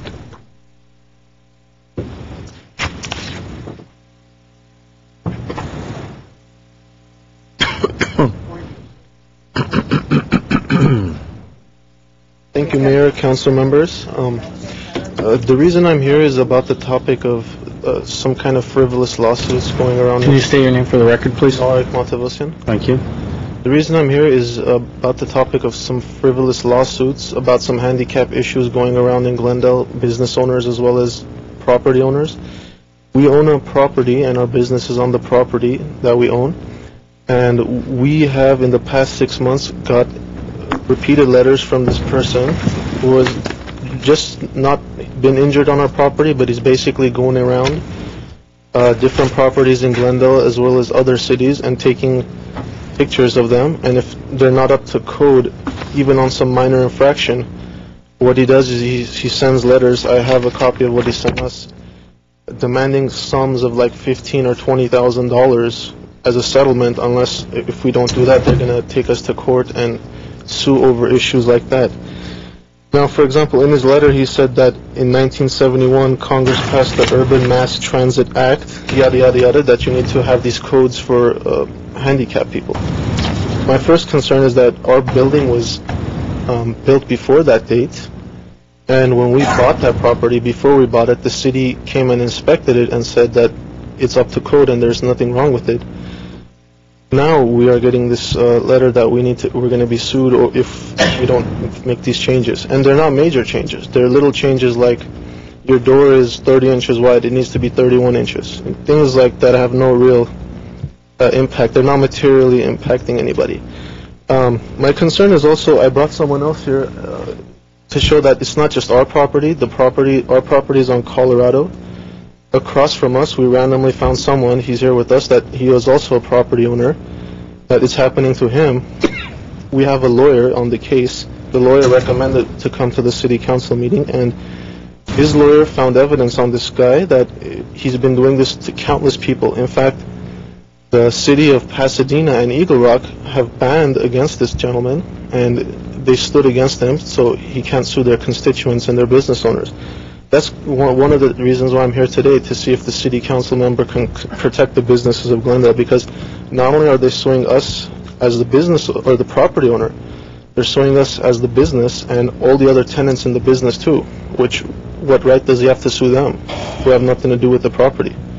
So, I mean, this guy's trying to clean everyone out, and I mean, what's going to happen if our tenants get sued and they can't afford their business? You know what I mean? So he's after the cleaners on everybody. Now, like I said, our lawyer's name is Michael Overing. As we have also had clients come in our business and they have a friend in the family or a relative or whatnot that are lawyers, and they also recommended us to come to the council. I've talked to the Chamber of Commerce, and I found that their lawyer is Pinock and Wakefield APC. I don't know if you guys heard of them or if they're famous for this. I've also looked online because one of the lawyers recommended, I tell you this, there was a Trevor Law Group scam, which is like a certain, very similar to what's going on right now. I printed an article. It says, Office of Assemblyman Lou Correa, and what it's saying is over the past several months from 2002, 2003, this has been going on in different parts of Southern California, and basically the city or the government put a stop to them and said this is all scams and demanded they refund the money. Now, the other property owner I brought here, he's already in court right now fighting in a losing effort in large sums of money.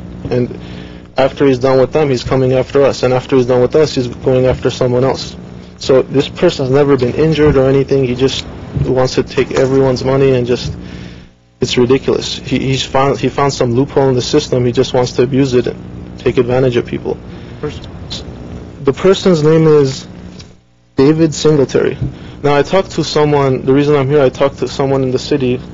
They recommended I talk to Mr. Najarian because he said someone came to the city with this concern before, and there was a certain gentleman, and maybe he's related to this Singletary fella, or if maybe you guys could help us out. I'm going to interject here just for a moment, and we'll reserve your time. I just want to say, rather than the council asking you for names when we don't know necessarily who these people are before we inadvertently cause some harm to them or their reputation when we don't know necessarily all the facts yet, let's reserve that, let the gentleman finish, and then we'll ask City Attorney what he might recommend, if anything, that the council can do. Okay? That is my main concern. This first, since our building was built before the date of this law enacted, and the city said it was okay, and does he have the right to do what he's doing, and can the city help us? Because it's not just one business. The other property owner that was being sued, his lawyer found evidence, or he gave us a stack of papers that says it's hundreds of shopping centers, literally, that he's suing one by one. All right. Mr. City Attorney, can you give us the ABCs of this as to what involvement the city council can and should have? Very quickly, Mr. Mayor, members of council, I am familiar with the law firm he mentions. That firm has filed thousands of lawsuits throughout the state of California on behalf of one or a handful of individuals, including individuals in that law firm, seeking damages. They send out what I call a quick strike letter, seeking settlements of anywhere from $5,000 to $15,000, claiming minor either ADA violations or under California law, FEHA violations, Fair Employment Housing Act violations involving accessibility. The courts have indicated that you do not have to be physically injured as a result of having something that's not in compliance with either ADA or California state accessibility laws, whether under FEHA or the UNRU Act. It is sometimes thought by many people to be a potentially unfair business practice under what's called 17200. We would be happy to call this individual and talk to him, and also talk to my counterpart in Pasadena. We have limited jurisdiction over 17200 type cases because we are not a prosecutorial agency that prosecutes state misdemeanors, like the City of Los Angeles does, for instance, or the City of Pasadena or Burbank. We do not have jurisdiction over those in this city. But I'd be happy to talk to this gentleman further and explore what avenues we might have available to us to be able to address some of the concerns. But I am familiar with this law firm and the great extent it goes to move from location to location and send out these letters to small businesses.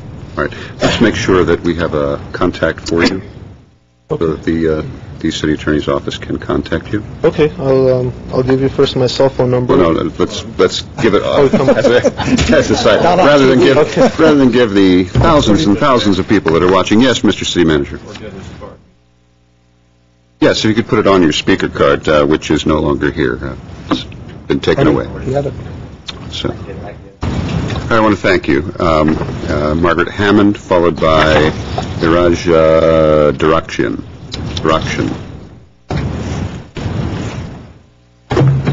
Good evening, Mr. Mayor. Good evening. Members of the council, city staff, members of the audience. First off, just one thing. I had a friend that was involved in this same scam. I helped her. It was about a month, 5 weeks ago. And they came from San Diego. They found that they had done thousands of people down in San Diego. They tried to do it to her, the Windsor little mall there, the little mini mall. And, of course, she was petrified because of the law. They told her the law was after her. They could close down her business, and so she called me, and I went because I've been friends with her for 20, 25 years.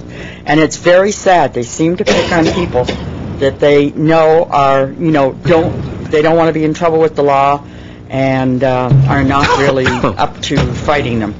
But she did get an attorney, so that was one good thing.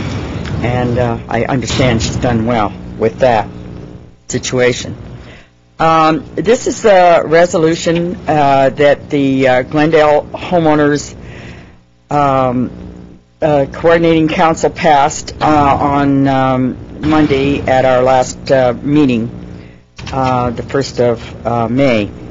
And this is, the resolution is against the proposed 300-unit, 5-story residential complex at 1011 to 1015 Grandview Avenue. And whereas the Pelinconi Estates neighborhood is a single-family neighborhood in the northwest section of Glendale, whereas the Pelinconi Estates Neighborhood Association members are engaged in preserving the quality of life in the neighborhood, and whereas the zoning change on San Fernando Road and Grandview Avenue was inappropriate due to non-notification of the Pelinconi Estates residents in 2003 and 2004. And whereas the proposed project will most likely increase traffic, noise, pollution, privacy loss, parking shortage, view loss, and crime in the neighborhood. Therefore, the Glendale Homeowners Coordinating Council adamantly opposes the erection of any residential unit at 1011 to 1015 Grandview Avenue due to the loss of quality of life in the neighborhood. In addition, the GHCC supports the preservation of the current 2 to 3 story office building at that site. And it was voted on May 8th at 8:33 by the Coordinating Council. And I have left you all a copy of this at your office so that you could have it, and I am presenting this one for the records. Okay. Thank you. Now, the other thing is about having the oral communication at the end. As I seem to have noted, well, the last time I was here, and then last week again, I guess it works pretty good because you sure aren't getting as many people coming to talk to City Council. I guess you've kind of either cut them off from that because it's getting later when they can speak. And I know a lot of people called me saying that they could not stay up much longer, especially the one evening when it was very late by the time we got to it. And it's sort of sad in a way because people are always saying, particularly Mr. Yusefian, is always saying, why aren't the people coming? Why aren't the people talking to us? Well, I wonder why. I mean, they have a feeling that they're not welcome at their own city hall, at their own city council. And especially when they were promised by the very people that are sitting up there that they would be more than willing to listen to them at any time, any place. And I think that is kind of sad if they have the opinion now that it's not true. I always feel that anytime you can get people to speak to you about things, it's good to come to you with their problems when it pertains to their quality of life in the city. So, anyway, thank you very much. Thank you. Iraj Dirakshan, followed by Gilbert Yablon, please. Hello, my name is Iraj Dirakshan, and good evening, Mr. Mayor and the members of the City Council. Tonight it wasn't my intention to come here and speak out, but just I heard there was some kind of like movement or some kind of grassroots activity going on about like the rent control. That's why I decided to get involved, because all my life I've been an activist, and despite having lived in Glendale for the past 4 years, this is the first time I'm attending the City Council. I'm so glad to be able to be here, and as a citizen of this country, I'm honored that we are able to speak out and tell you about what are our problems. And I also before I start, I just wanted to appreciate people like Rita, who came and just like spoke out in front of their city council about their problems and the major issue for all of us as tenants or people who don't have that many means of supporting themselves is just rent control, the issue of rent control. And as you know very well, Glendale is comprised of a lot of immigrants, thousands of families of immigrants who came to this country. And as you know, in the beginning of the session, we had this like flag ceremony that like respecting the flag and what this whole country is about, like welcoming all the immigrants and just like, I mean, standing for justice and what we all believe in, justice for all. And but it seems, you know, that at times a lot of these immigrants, whether they are citizens or just permanent residents, that they feel like they cannot be heard. As Margaret just mentioned, a lot of people, they don't attend meetings because they say, what should we? You know, what's the use? But I just wanted to urge the members of the City Council, you know, to listen to their constituents. And I'm not trying to be lecturing or anything, and, you know, far from it, but the important thing is that as a profession, I teach economics. But again, I do not want to lecture you gentlemen here. The most important thing is that we all know about the rules of supply and demand. We know that when it comes to the demand and supply with the apartments and housing situation, one thing is really important that a lot of people do know that a lot of situations, shortages could be created by certain laws limiting permits for apartments. And these are the kind of situations that I urge the city councils that your main constituents are the residents of this city of Glendale and not the property owners. And I urge you, gentlemen, to try to do something about this situation with the rent control. And I'm not 100% sure about what is the condition with the signatures that this lady just mentioned, about 13,000 signatures. But I stood up all my life for whatever I believe in. This is something that I'm going to help my community, the residents of this city, to do whatever they can to help them out. The low-income people who cannot afford, you know, like rents of something like which is approaching about $2,000. I pay myself like close to $1,200 a month for a two-bedroom apartment, and I don't think this is fair for a lot of people who are just like barely living with minimum wage or so.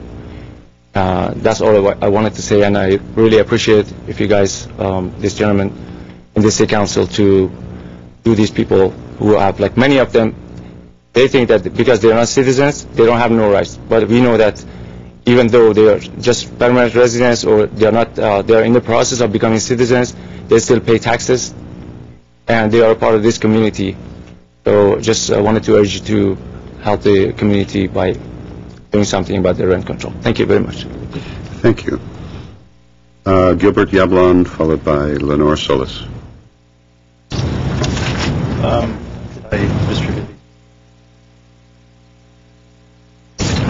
Thank you, Mayor and members of the council, for holding this forum and giving people the opportunity to speak. I was here last week presenting to you some information about a system that I've developed for making the area code overlay that's coming easier for people to deal with.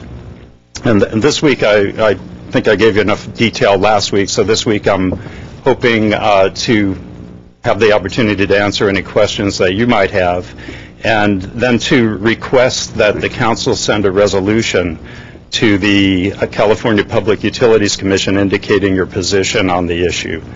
And I don't know if that's an appropriate request to make at this session, but if you could inform me how to go about encouraging you to make a resolution like that, that would be fantastic.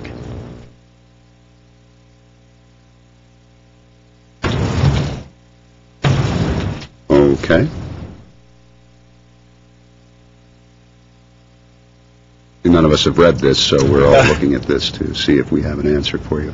Let me see if I can direct you to the appropriate staff member. Determine who that will be. Probably, I'm guessing... Yes.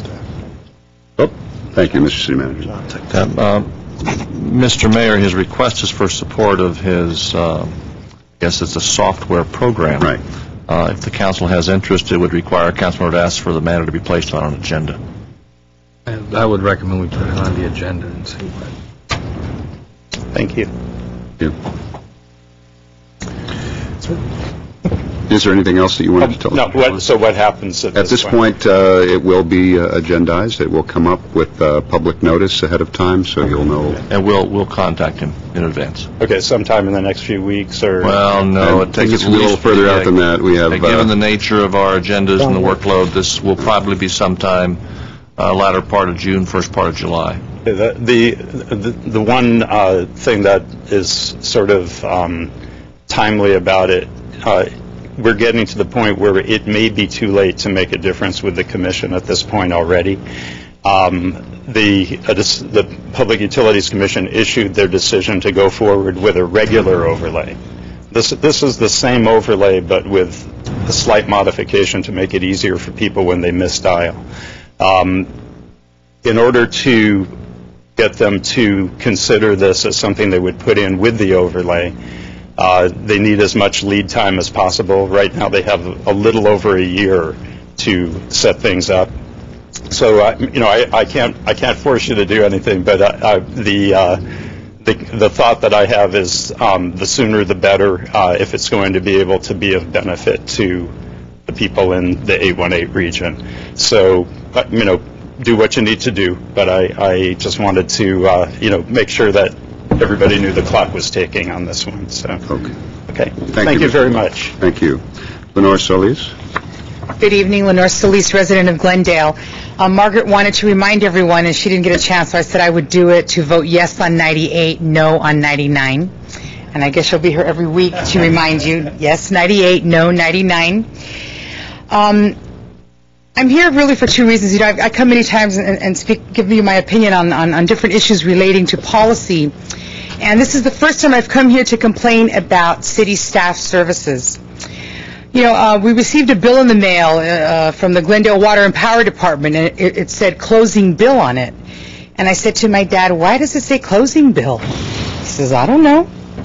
So I called up to find out why I received a bill that said closing on it, and she informed me, well, that's because a new person had opened up service at my address. I guess I was moving, and I said, no, been here since 73 and we're not moving. Oh, yes, ma'am. Not only did we go out there once to turn the service on, we went out there a second time because you called us back. Or the man because she wouldn't tell me, it's confidential, who the person was that closed my service and opened up service. So I don't know if it was a man or a woman, but that person, not only did Glendale Water and Power go out there once, for whatever reason, the person who opened the service called up for something, so they went back out there. So I told her, so you're telling me that twice someone went out to my address in relation to this new service and no one realized that it was the wrong address? Oh, no, it's not. I said, excuse me, ma'am, but no one here is moving. Don't close our service. Okay, she'll have to call me back. All right. She does call me back, and she says, oh, I guess there was a mistake, and so we're going to correct it. But we have to assign you a new account number. Why? Because you closed your service. I didn't close my service. So because of some accounting, whatever, I said, you know what, let me just speak to a supervisor. So then she connected me to somebody named Jessica, who was very nice. This all happened last Tuesday. And then I said to her, well, why should I have to get a new account number? I didn't change, because that's the way everything is set up. Once the service is closed, we have to issue you an account, but I didn't close my service. But I know, but it wasn't, just ridiculous, okay?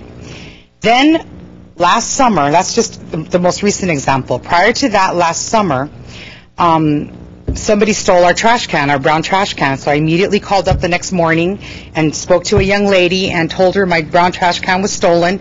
And she said, can you look for it? And I said, well, I guess I could, but how would I know which one is mine? I'm going to give you the number. So she gave me a number. And she told me to look for it. And I said, okay, well, where would I look for it? Well, look there on your neighborhood. Maybe, one of your neighbors picked up the wrong. Okay. Well, how long do I need to look for it until I need to get another one? Next week. If you don't have one by next week, you give us a call and we'll bring one out next trash day. Well, what do I do for the next week with no trash? No place to put my trash. Okay, well, she didn't answer that. So I looked for it. But how am I going to find it? Everybody by then had already pulled their trash cans in. So that means I would have to wait till next trash day and then look. And by then I have piles of trash. So I called back. This was on a Wednesday. Called back on Friday and spoke to a wonderful man named Eugene. And I told him my predicament, that I don't have any place to put my trash, and I don't know who stole the trash can. What do? We'll have one out there right away. I mean, within the hour, there was a trash can there. And I just think that was just, I mean, he was just like the smart. I spoke to the wrong girl in the first place. I'm not going to give her name, but Eugene really took care of business. Then last October, I guess there was somebody tripped and fell at the house next to mine, and so they, I guess, filed a lawsuit or something. So whoever comes out from the city, they were city employees, they came out to repair the sidewalk, and I guess they noticed that the driveway in front of my home was messed up, broken up, so they decided to go ahead and replace that. They said that they told us. No one told me. No one told my dad. And so anyway, one day I come home and I can't pull in the driveway because there's all these, it's all broken up. And there's like these things that are blocking it. Okay. Well, that's fine. I figured, how long could this take? Maybe a couple days? Well, 2 weeks later, I said, hey, come on, my mom's in a wheelchair. The only way out is down all these stairs or the driveway in my car. So she has a doctor's appointment. Are you guys going to lift her and carry her down the stairs? I mean, come on. How long does it take to replace the driveway? So after a couple of calls, and, the lady is really mad calling again, I mean, I don't know how long it normally takes, but I think that finally they finished it. They put it looked really pretty and everything, but they did it on Halloween. So on Halloween they had put these cones up or whatever, these things there, but everybody moved them and walked all over it. And I'm thinking to myself, I mean, I don't know anything about how long it takes cement to cure or how long this whole process takes or whatever, but I just think that 3 weeks is too long to replace someone's driveway, especially when we have someone in our home who's in a wheelchair, and the only other way out other than the driveway is down some stairs. I think, I don't know how long it normally takes, and I mean, I never complained about the driveway. It was fine. And I just had a problem with that. I want to commend Mayor Draymond. I love the way you're running the meeting. Look what time it is. I don't care what anybody says. I could always get here at 9 and do oral communications. So I think the way you're running the meeting is fantastic. I think it's moving along more quickly. And anyone who says that, it's 8:10, and we're doing oral communications, we're at the end of the meeting, this is fantastic. Thank you. All right, we have one more speaker, Artush Safarian. Artush Safarian. I have a feeling he stepped into the foyer. You guys ever heard of an interpreter? Here he comes. Mr. Safarian.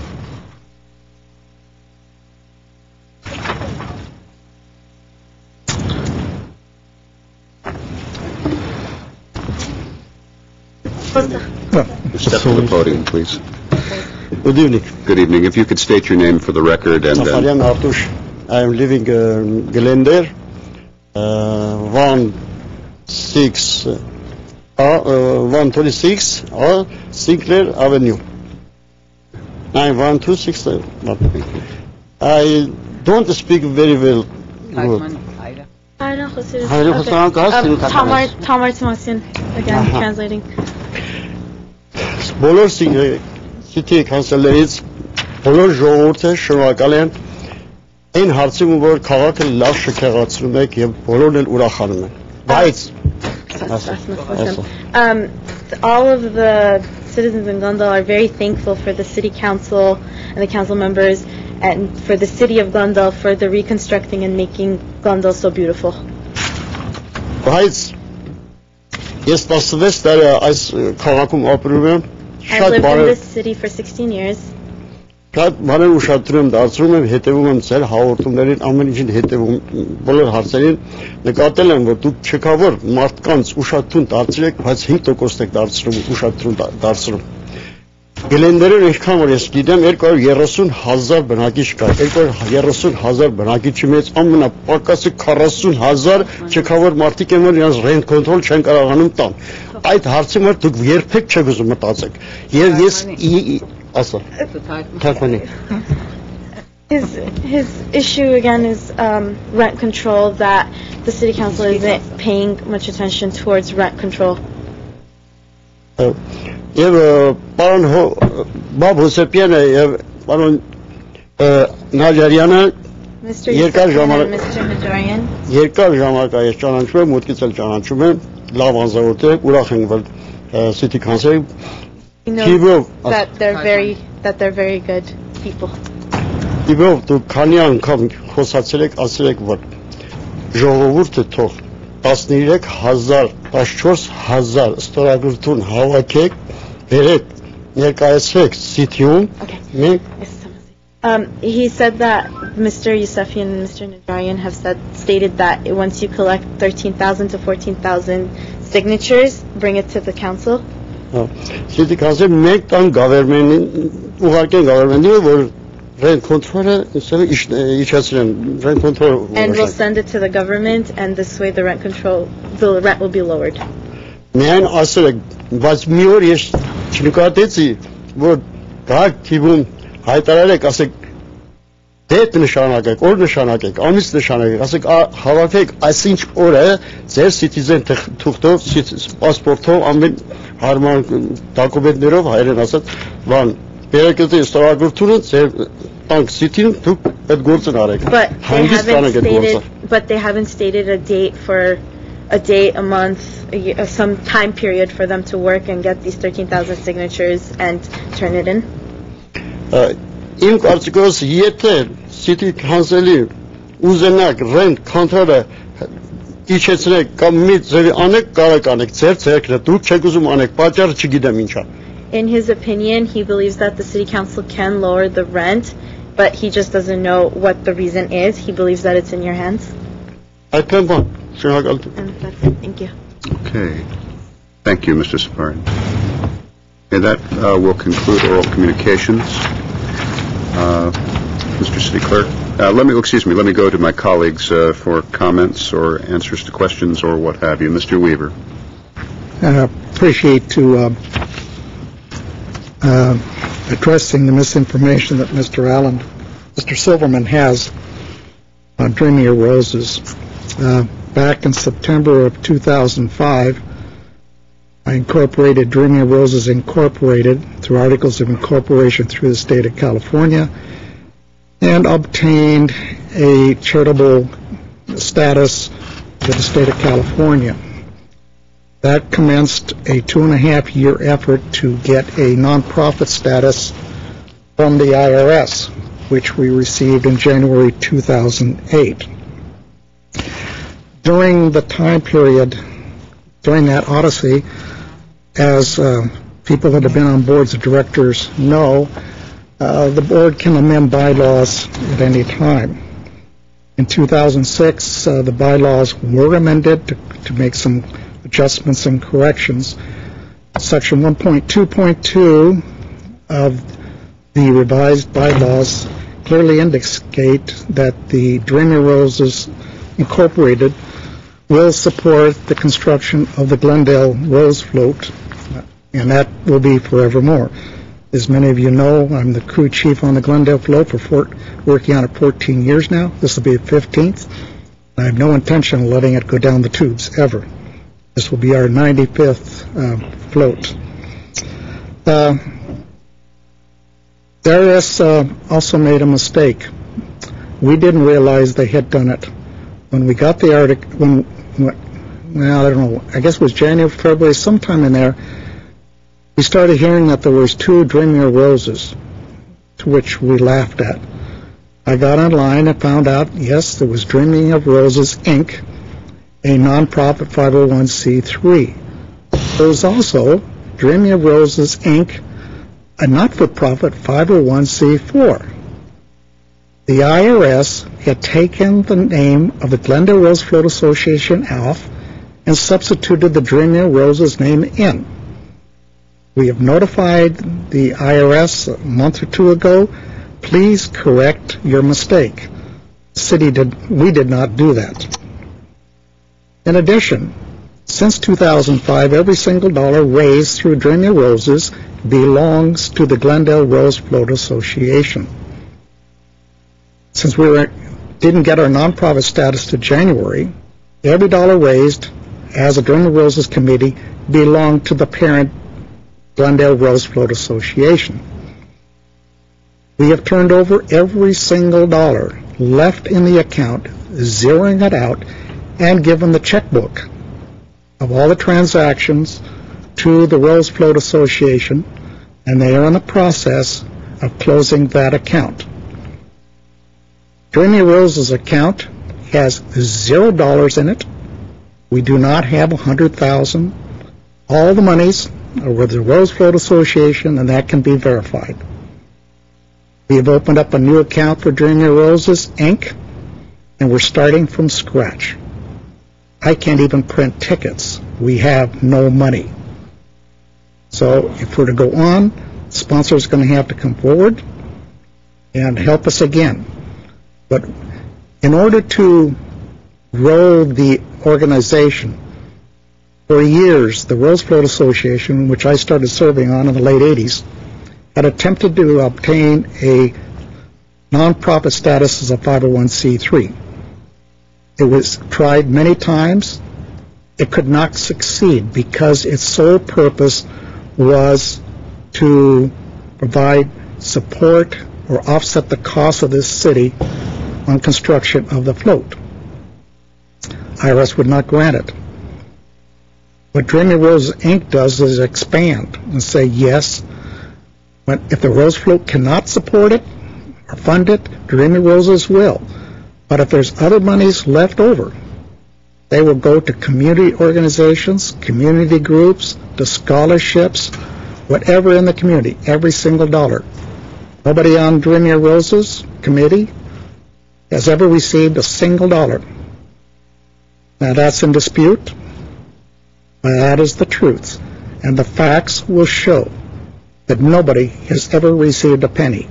I don't care what anybody says. I don't care about the filings with the district attorney, with the FPPC, the IRS. The facts will show that that is the truth. And I appreciate the opportunity to try and set it right again.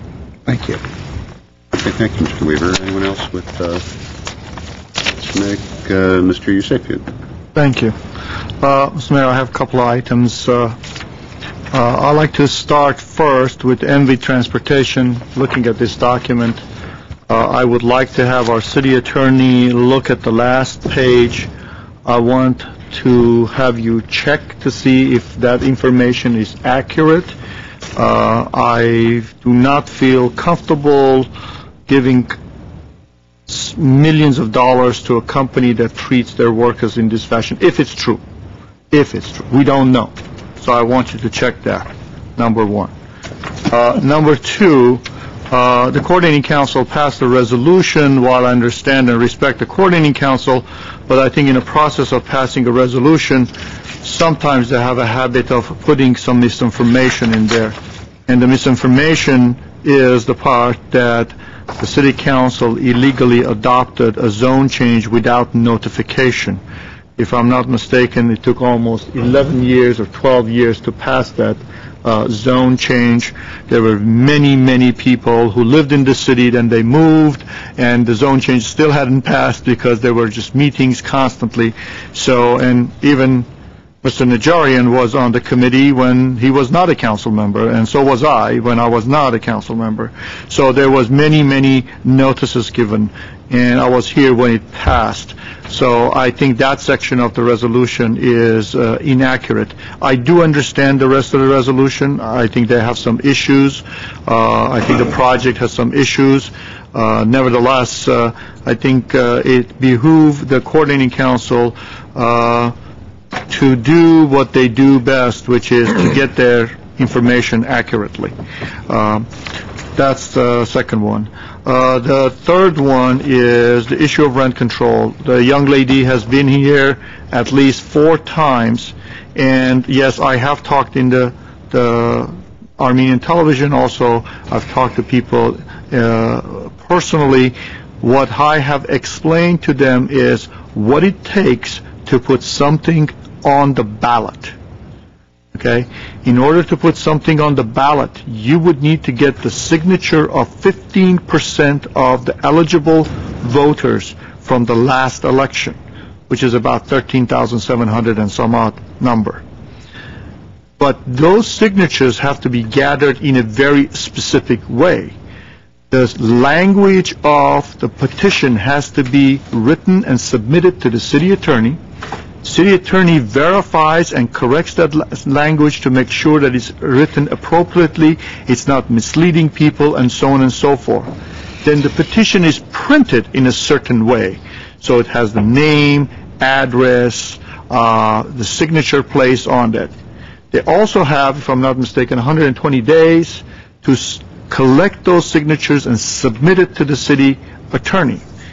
Then at that point, those signatures go to the city clerk. When he sends it over to the county, those signatures are verified. If the right number of signatures are verified, then at that point, that item is put on the ballot in the next election that we have, and the council makes that decision when that election is. At that point, if people vote for rent control or anything else, as a matter of fact, it passes, then it becomes the law of the city. If it does not become the law. So this is not an automatic thing. I talked to the young lady and I had explained this. I think John Tartaglia has also talked to her and explained this to her. She's collecting signatures on a piece of paper that she wrote. Has not been verified by the city attorney, hasn't been formatted in the right way.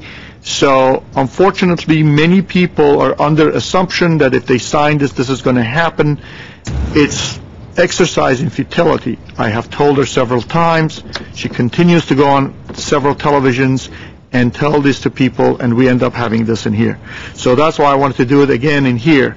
This is the process to put anything at all that you would like to put on the ballot by the constituents of this city would require to follow this process. So that takes care of that item. Now on the last item is the issue of the rose float. There's been a lot of talk about the rose float. I want to make this very clear. My comments are not about the rose float.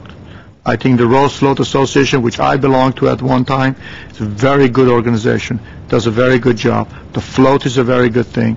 I voted for it every time. Rose Float belongs to City of Glendale.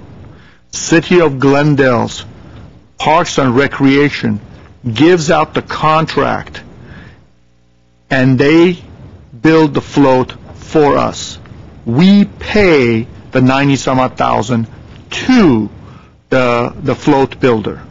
What the Rose Float Association does, or Dreaming of Roses, they just give the City of Glendale money. That's it. Now, they also take time to go out there and help decorate the float and so on and so on. They don't really build the float. We have a float builder that builds it.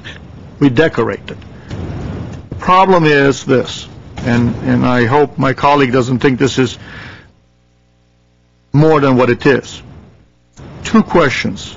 There's been a lot of talk about the Rose Float Association and the Dreaming of Roses. We received a check from them. Does that money puts us in any type of jeopardy legally by taking the money? Mr. Howard. Mr. Mayor, members of council, not unless there is solid facts to believe that that money has been illegally obtained in some fashion. Okay. All right. The other thing that I would like to do at one point is, Mr. Mayor, I'd like to put that issue on the agenda. Part of the reason is we have many, many developers in this city we all heard from who are complaining that they're being approached all the time for contributions, large contributions to the association. Now, I understand it's a worthy cause.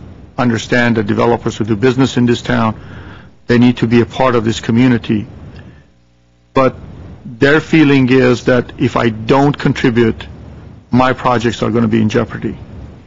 And I'd like to discuss this on the agenda because I would like to pass a resolution saying that is not so. Saying that what is not? That if they do not contribute to the Rose Float Association, will not jeopardize their projects. And I would like them to know that this is not this council calling them and asking them for money. It is the Rose Float Association, or Dreaming of Roses, who has no connection to City of Glendale. That is my issue, because everybody who talks to me says, gee, you guys are asking for more money from us. I go, you guys, who are you guys? Who is this you guys? There's no you guys. Did you get a call from me? No. So we're not asking. So that's why I think it's important for us to discuss it. We can't do this now. Maybe I'd like to have this on an agenda so we can deal with this. As far as the smart dialing system, my issue with this is a good project. I think it's a good concept. I like it. The only thing that I have, and that's a question I have for the city attorney, actually a question from you, which when this comes back, I need to know if this software is being provided free. Would there be a cost to the software? And how much would that cost be? And also from our city attorney, are we even allowed to intervene in this type of a transaction? Because now this is a company that is trying to sell a software. Does the city government interfere in that? We may be able to pass a generic resolution, which I think it's much better, because we always want to make life easy for everyone else. But I feel uncomfortable saying, you know, go buy your software from Smart Dialing Company, because that's what we want, because we don't know any of those facts. So I don't want to do that. So those are, one last comment. And Mr. Mayor, this has to do with you. Okay. And the news press. Last week, Mr. Mayor, you had an item on the agenda. We talked about the council members being on TV or not to be on TV. We discussed it. We made a decision. Moved on. Went home. Next morning, I pick up the paper, and the headline says, Mayor's TV show shut down. Now, I know Mr. Draymond can speak for himself, but I have always had a problem with news press's headline writer. 90% of the time, the headline has nothing to do with the article. I know they're trying to sell a paper, but do we have to tear down the mayor or the city council to just sell paper? Is that even appropriate? So I know you're not going to say anything, Mr. Mayor, and you don't even know that I was going to say this today. But I've been on the other side, and all we tried to do is discuss it. I think it was appropriate for the mayor to put the item on the agenda. I think the discussion was very good. We discussed it. We voted one way or another. We go home. Next week, we have more stuff to deal with. There's no reason to vilify people. So this is a message directly to news press, and I know tomorrow there will be some other stuff, but please put some positive note to some of our discussions, because I think they are. Thank you, Mr. Mayor. Okay. Thank you, Mr. Mayor. Recipient, Mr. Quintero. Yeah, Mr. Yusefian, you mentioned the Glendale Rose Float calling for contributions. I haven't heard of one instance where the Glendale Rose Float Association has called for contributions. I don't think that's what you meant. No, I mean that they have called for Dreaming of Roses for the Rose Float, the actual float. Yeah, okay, because you said Glendale Rose Float Association, right, and they haven't called for any contributions. Anyone else? I have some comments, Mr. Mayor. Back to the Homeowners Coordinating Council resolution. I have no problem with the council taking a stand on development in their community in the Pelanconi Estates, but I do take issue once again with the whereas paragraph about an illegal zoning that was made without notification to the residents. I discussed this before when we were talking about the railroad crossing. The issue came up. I was on that committee. I saw with my own two eyes Mr. Hank Sheets representing the Pelanconi Estates Homeowners Association. Not just him, but The Rancho was there. There was a representative from Northwest there. They received continuous notification of the meetings, as evidenced by the fact that they were attending those meetings. Now, Pelanconi Estates, what are you guys talking about? Because you're losing credibility. You've got some serious issues ahead of you in the neighborhood, and when you come out and make this representation, presumably to the Homeowners Coordinating Council, and tell them, you know, folks, we never learned about this zoning change, it's an absolute, it's a credibility gap that's beginning to develop. I think that's very bad for the residents of Pelanconi and that area when these continual representations are made, these false representations. Now, if they want to get the sign-up sheets, I know we had sign-up sheets, Hassan. Presumably they're still maintained. They are. I mean, let's just come right out. If you claim, Mr. Sheets or Pelanconi, that you guys were not informed, I'll be happy to dig through the records with Mr. Hassan. I'll be happy to give a deposition to sign an affidavit that with my own eyes I saw these gentlemen there throughout the course. And this wasn't a closed room, smoke-filled room meeting. This was a matter of years and years. I know Tony Maniscalchi, who was very involved in this, will also vouch as to the presence of these members from Pelanconi who were there. So let's just cut out the bull and let's get down to the facts. You're concerned about development? Fine. Let's discuss about development. But don't throw one on the city, throw an egg at us and say, you guys, by the way, we don't like development, and you guys are the ones who did this secret zone change. That's just not appropriate. It's not fair to the members of the planning staff that worked very hard to put this through and to give notice to the surrounding neighborhoods. My next point is to Dr. Spiritu. I haven't been invited to any party on Friday, but how do you know it's not a going away party and not a celebration party for MV Transit? Because I can tell you that I, as the decision maker, my colleagues and I will be presumably making the ultimate decision, have not seen, heard any shred of evidence or support or lobbying from any of the transportation companies that are applying. Aside from MV, and you brought that to my attention, and presumably they're the incumbent who would like to extend their contract, am not aware of any facts or issues brought from those applicants to me. And we get lobbied all the time for projects and contracts and all that. I can tell you again, hand over my heart, I haven't heard a single thing about MV. So if the inference is that they've locked in X number of votes on council and they're going to pop the champagne in advance of the meeting, I really doubt that, unless, you know, I'm out of the loop sometimes. But so I don't know if they're doing that. That's maybe a wishful thinking on their part. With regard to the gentleman who was complaining about those lawsuits, I have been involved defending those. There was a previous round several years ago regarding automotive repair facilities.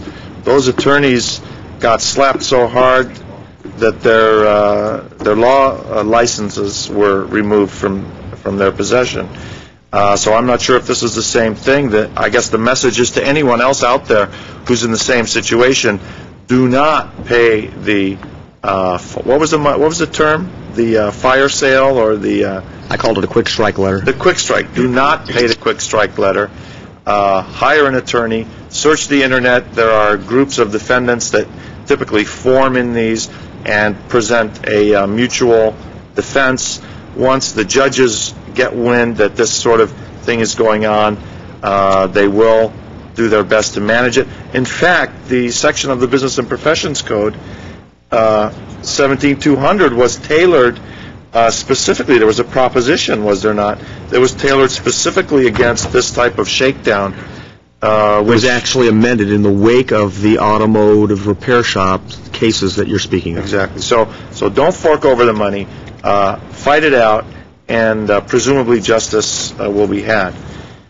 With regard to rent control, I'd like to reiterate the comments Mr. Yusefian made, and at all times during my discussion of rent control was merely citing the provisions of the elections code in which a item can be brought to the ballot, and those signatures, there are strict regulations as to the form and manner in which they may be collected, as to who may sign it, as to the period of time in which they may be gathered, as to how they must be transmitted, certified, and then be brought on. Rent control carries with it a whole series of issues involving property rights, involving the supply of housing for a community. By the way, Proposition 98 will once and for all do away with any type of rent control. Those of you who are thinking about that issue, which was that proposition was brought forward. So please, we need to think about that and do your work. Again, this is a highly technical area. Those interested in rent control, contact an attorney or someone familiar with the laws that can guide you through this. I don't want you to be mad at us if for some technicality you've gone through and collected all these signatures and you're putting a lot of time into it, and you've made some mistake or some error that's going to nullify the whole process. So before you get too far down that road, please make sure that you're doing it the right way and not end up blaming us for this, or we'll be on the headlines of the news press maybe. Okay. Thank you, Mr. Mayor. All right, I have just a couple of comments. One was I neglected during staff and council comments, so this is not related specifically to oral communications, but there had been a request in April for something to be agendized related to mayoral appointments. Both council members Yusefian and Weaver had asked about it, and I just want to make sure that it's still on there somewhere, or if there is an interest in pursuing that, one or the other, but I just want to make sure it doesn't fall between the cracks, get lost. What was the issue again? They were related but not identical issues, but they both involve mayoral appointments. I believe Mr. Weaver's concern was that it should be non-political and should go through a rotational process, and I believe, and Mr. Yusefian's concern, I think, had not necessarily to do with wanting it. Had no concern. I just wanted on the agenda so we could discuss it. But that he wanted some clarity, and so therefore wanted it on the agenda. Okay, I understand. I was thinking of some other type of appointments by the mayor. No, not appointments by the mayor. So I just want to make sure that we're still interested in that. If we are, then I want to make sure it remains on there. All right. Okay. Just that. Coming back to while we're on the topic of agendized items, we have a request from Mr. Yusefian about Dreaming of Roses as an agendized item. And I also, I was going to say the same thing. I think you meant yes, Dreaming of Roses, Mayor, not Dreaming of Roses. Glendale Rose Float Association. Yes. So I want to see if there is some consensus for doing that before we move on. It's housekeeping. Yes, sir. Well, I'd be recused from this since I'm the president of it, and since it is a private entity, nonprofit entity, why is the city council sitting here in judgment of it? I don't know what the specific. That's why I was asking carefully what the request was, and as I understand it,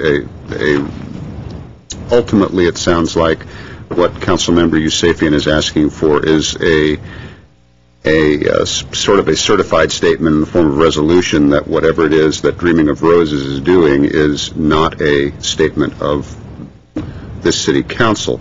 However, I'm not sure that I mean, to agendize an item to say that we're not connected to International Baked Goods Company either. I just, you know what I'm saying? I think the concern is that there is a blurring of the issue as described by Council Member Yusefian. And Mr. Mayor, I also have agendized that I do not wish to have Mr. Weaver not be part of the discussion, because I think part of the discussion is to get some of the clarification. I like to get, because there's a lot of rumors. Let's not kid ourselves. Yes. There is a tremendous amount of rumors out there. Yes. So I would like to, for the first time I heard some of the explanations that Mr. Weaver gave. So I would like to see some of those explanations. I would like to see some of those documentations.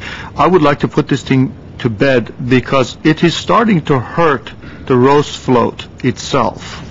And so I, in all due respect to also Mr. Barry Allen, if you do have documentations, I would like that day to submit that to the city attorney. So we will be privy to some of those things.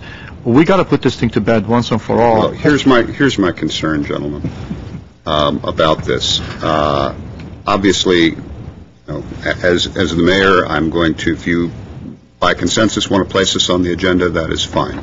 But I want to be very careful about this becoming a court of law. It's not a court of law. And so I'm not sure what kind of documentation you're talking about, but I can tell you as mayor, I'm not going to preside over a meeting where we take up an agendized item and people are submitting, quote, documents that are supposedly proof of behavior, malfeasance, all sorts of things when, for example, a lot of comments are made. A comment was made tonight. The DA asked us to file a complaint. I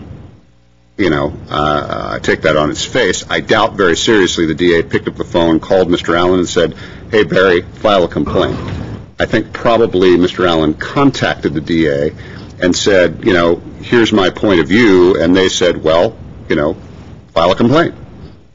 So I mean, there's a big difference, and I just don't want to get into the position of causing this body to become a tacit court of law. It's not, and I'm not going to let it go there. But if you want to talk about what you were saying earlier, Mr. Yusefian, which is airing the city's position as to where we are vis-a-vis Dreaming of Roses, that's a different story.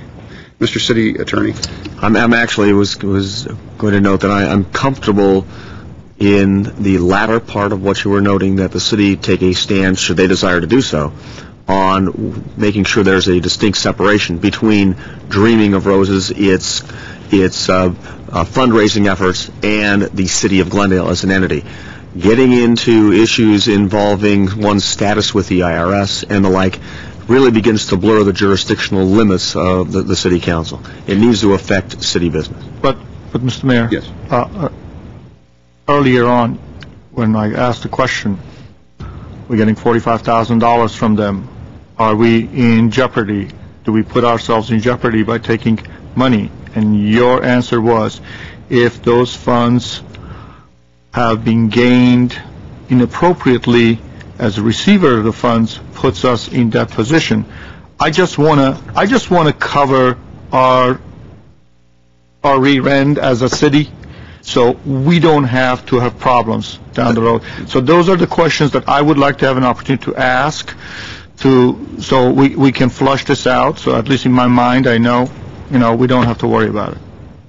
I believe, Mr. Mayor, the phrase I used was if we were aware that the funds had been illegally obtained. Right, and that's what I'm getting at, gentlemen, is I'm not so anxious to try to turn this into I'm not interested in turning this venue into a courtroom where we start presuming that something has happened, where we begin an investigation. We're not an investigative body in that sense. So, that's what So I would like some input from my colleagues as to whether they even want to go down this road. I will respect and entertain whatever my colleagues desire. Yes, Mr. Najarian. This is a road that I was not very willing or anxious to go down because Mr. Allen's raising of this issue have gone on for several years. However, I think there comes a point as a body when we keep hearing their allegations. I don't have any facts. I don't know if we'll ever have facts, and there's two sides or maybe more to every story. I think there comes a point where we need to just step back and say, hey, what is going on? What is the relationship? And clear the air once and for all. It is our float. It's representing the city of Glendale. And if the money is being collected and funded and transmitted in appropriately legal manners, that's great. Let's see how that flows. If not, then I think we have to take some action to look at this, because I don't know the formation of the organization, all the details that Mr. Allen has put forth for years, and I apologize. I mean, I sort of glance through it. I don't get into it. I think we need to discuss it and look at it and just see what is going on. Mr. Mayor, I'd just like to know what they expect me to bring forth. As you said, this is not a court of law. How am I to prove that I've either obtained or not obtained everything in a legal manner? I don't know where that's going to go. I've explained very clearly about the organization.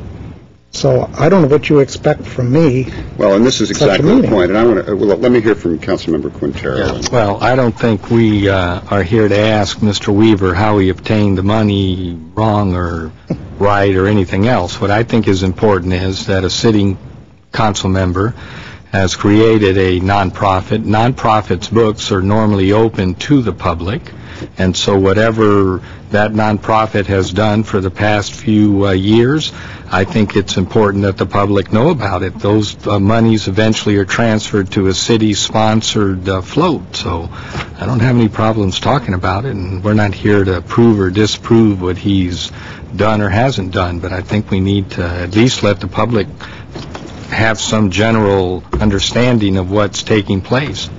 Not taken place, but is currently taking place. Mr. Weaver. And as I said, my bank account is zero balance. Maybe I got $250 in, I don't know. I have to talk to my accountant. Every other dollar belongs to the Glendale Rose Float. Whatever he is permitted under law to release under a not-for-profit corporation is available through the Rose Float. Since I have no money, I don't have a profit and loss statement. There's just nothing there. Okay. Let me ask the city attorney a couple of questions. What other nonprofits does the city of Glendale deal with? Have any interaction with of this sort? Any of them? I wouldn't even begin to venture a guess, but I would have to believe it'd be numerous nonprofits that provide either on their own or otherwise funds to the city for certain things. You may see groups that come here unannounced or through under presentations and appointments with a check, for example, for a Relay for Life or for some other organization that, right. that well, is raising funds. Let's stop there then, Mr. City Attorney. There's let's take Relay for Life. If there were a question, excuse me. Point of order, Mr. Mayor. I'm sorry. I'm going to finish. If there were an allegation that they were doing something outside the bounds from a citizen, what would be the procedure to look at that? That would be reported to the appropriate How would we agendize that? Well, again, it begins, and this whole conversation is beginning to stretch beyond the provisions of the Brown Act, which allows you to essentially determine, without discussing the merits, whether you want to agendize something. That's correct. So that's number one. And number two, we generally advise people to provide their complaint and their evidence to the appropriate agency for investigation. And who would be the appropriate? It really depends. Nonprofits, depending on the nonprofit, they're regulated by the Attorney General's office of the state of California. If there's an issue involving the IRS, the complaint can be made to the IRS. If they believe that there's criminal malfeasance involved or criminal misfeasance involved, it can be turned over to the district attorney's office. And in some cases, they can turn it over to our office. I should tell you, I have some concerns about getting so deep into an area that might be now, as I understand it, a complaint that's been filed with the district attorney's office, where we could be interfering with that. Excuse me one second. So then I would like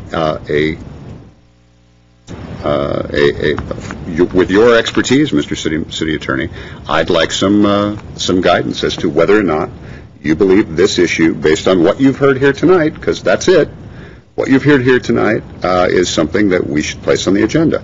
I did not get an answer from Mr. Quintero. I don't think you do want to. Yeah, it sounds like we have a consensus. So I just want to ask you, what is it? I think, in fairness to Mr. Weaver, are we going to have a trial of Mr. Weaver? And if that's the case, he's going to need to know what he's going to need to refute. Anything anyone dreams up that they want to say? Because I want to remind you, gentlemen, It could be any one of you tomorrow that another individual comes and says, hey, you know what? I called the DA and they said, well, we don't know, file a complaint. Mr. Yusefian, the DA told me to file a complaint against you. What do you then bring into this chamber to defend yourself? You see what I'm saying? I just want to know how far we're going. Yes, sir. May I bring my point of order now? Yes. And Scott, you're not following your own guidelines on the point of order. We just went around discussing this whole issue. Mr. Quintero, 3 weeks ago, when the coordinating council came forward and wanted one item on the agenda, all it took is one council member to say, I would like it on the agenda. Nobody asked any question. It was on the agenda, and we discussed it today, which was the change of zone variance. All I'm simply asking is to put this item on the agenda. All this discussion and more could take place at that time. In all due fairness to Mr. Weaver and everybody else, I don't want to continue to talk about all this stuff. That's why I was raising the point of order. Well, I understand your point of order, but there's a problem, Mr. Yusefian, with what you're saying. It's not as simple as what Mr. Quintero brought up. We just had our city attorney explain to us that this could impede a legal investigation. That's very different than Mr. Quintero talking about a resolution from the Homeowners Coordinating Council. I want to make sure that I'm not leading this council into an area that is dangerous, okay? When I say dangerous, what I mean is that we'll do exactly what our city attorney just said. So that's why I don't think it is a violation of in fact, I know it is not a violation of the Brown Act for the mayor to turn to the city attorney and say, I would like legal guidance on this. I'm not hearing a definitive answer. If you want one, I'll give you one. That's what I'm asking for. I think I noted earlier, I'm very comfortable with the notion of looking at a potential resolution that makes a clear statement dividing what the Dreaming of Roses fundraising activities are vis-a-vis the city of Glendale, the separation of that. I've become more uncomfortable when you begin to take on more of an investigative role that other agencies really have primary jurisdiction over. And unless you're looking at attempting to censure a member of your body for acts or conduct which you think has a detrimental impact on the city of Glendale, that's another item. That's another issue. All right. What prompted the question was the request that these items, and it was specifically referred to Mr. Allen, be submitted for that purpose to be discussed. Which category does that fall into, Mr. City Attorney? I don't think I could say without seeing the items. I can speculate on that, but I haven't seen the items, so I can't really. All right, I don't want to give you an opinion without seeing. I will ask then, if you would, Mr. Allen, to submit those documents, whatever they are, to Mr. Howard, and he will make a determination as to whether or not they fall into column A or column B. Okay? And so if I understand you all correctly, what you would like is to agendize strictly the discussion of that defining of roles. Is that correct? With regard to the city of Glendale vis-a-vis Dreaming of Roses. Okay. Yes, and I would like to add one thing. As a precursor to that being agendized, I don't want to be accused of obstructing justice. So please get the clearance from any and all investigative agencies that you're aware of that were alluded to, because let's not get into this too deep and then say, oh, you guys really screwed it up, you city council members, playing Perry Mason, and now you did whatever you did. So please let's get a clearance from the proper authorities whose job it would be to look into these affairs, if they are in fact looking in or not, and give us a green light. If we get the red light, then obviously deal's off. And that's the danger I was talking about. Well, I think we need to get that as a can make appropriate contacts. Yes, Mr. And one other item I forgot earlier, Mr. Silverman has continued to talk that I have not closed on Form 700 Economic Interest, Dreaming Rose Inc. Since I only received the nonprofit status January this year, it will be on the calendar year for 2008 when I report on the Section 700 in early next year. Mr. Quintero. Well, but, now that raises another question for me. You just received your nonprofit status. You've been doing fundraisers for years. The Rose Float Association has been the recipient of those funds. Yes. The Rose Float Association is a nonprofit. No. The Rose Float Association is not a nonprofit. If you're looking at me, I don't know. And besides this, we're getting beyond the bounds of the Brown Act now, which allows you to decide to put something on the agenda or not. The point of order, Mr. Yusefian, Sorry, was earlier on that. no, gentlemen. Whoa. Sorry, that is not so, Mr. Yusefian. Why you want it on the agenda is what you stated. You want a clarification, is what you said. In all due respect, Mr. Mayor, that's not what I asked. Okay, what would you like? I said I would like to put Dreaming of Roses on the agenda so we could discuss it. I'd like to have some type of resolution distancing the city council from the Dreaming of Roses so it is not a creature of the city. It's not a creature of the city council. And I would like to discuss the issue of the Dreaming of Roses and the Rose Float Association. And I will tell you why.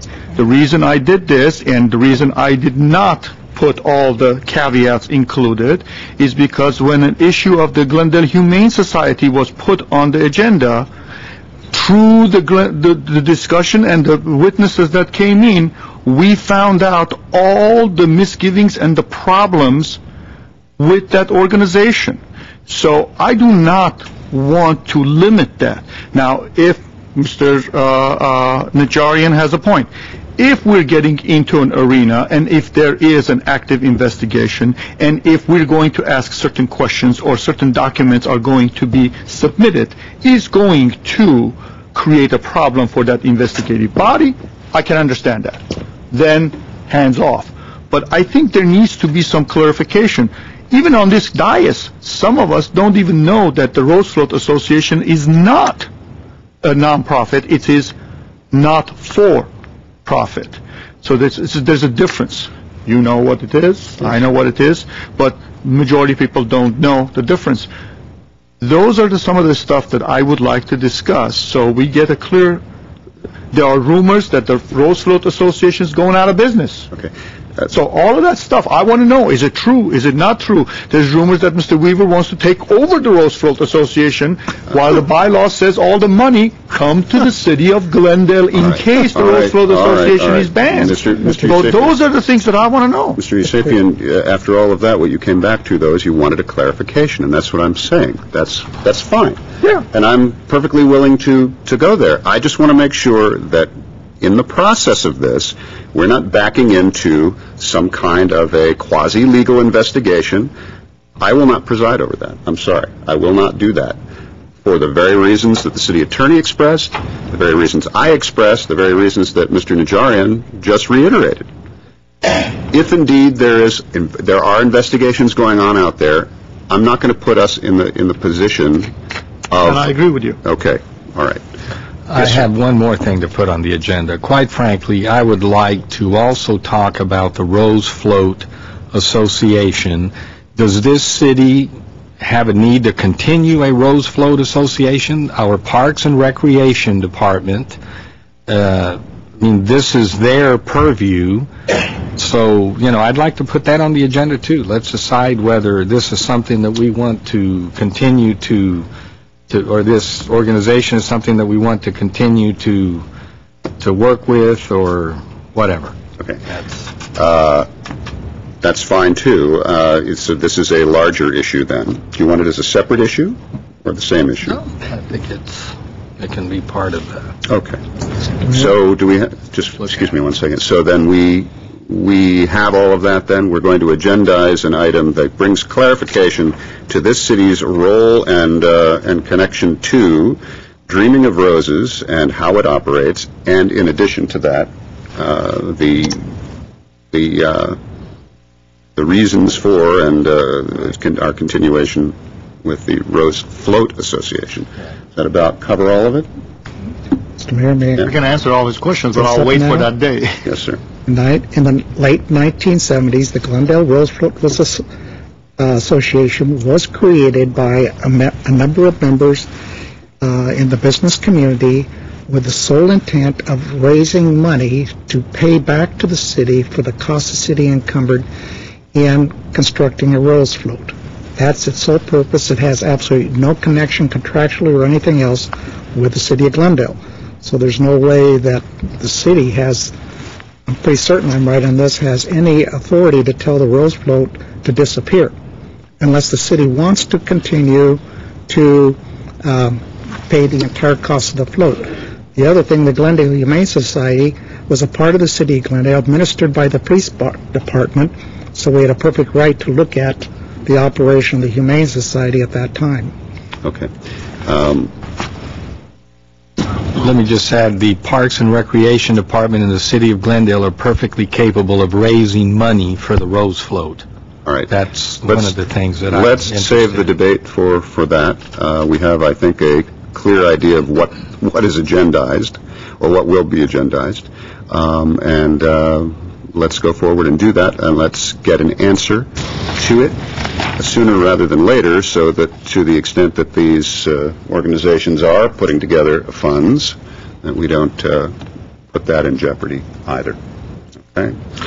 Move to second. Well, do we have let me just this all sprung out of my desire to respond to your request for agendizing something, Mr. Yousefin. It just took a long road to get around to it, but I have one more comment, and that is I won't leave unaddressed the comments related to oral communications. We have two in particular individuals that come and talk about the late nights. We have had 0 late nights since we started doing this. Tonight may be the latest night, actually. We ended around 8 o'clock, around 8:30, around 9 o'clock, and around 7. None of them have been late nights. Tonight we started oral communications at 7:35. We completed at 8:10. That is not a late night, and that is no later than how we began oral communications under the previous plan. So we're not ending any later. In fact, we're ending earlier. I'm sure Margaret was just mistaken about the one night that she thought we went real late. That never occurred. That may well occur in the future. It just hasn't yet. And I see whatever night this all is agendized, maybe one of those nights. However, that's. I just want to clarify that. Mr.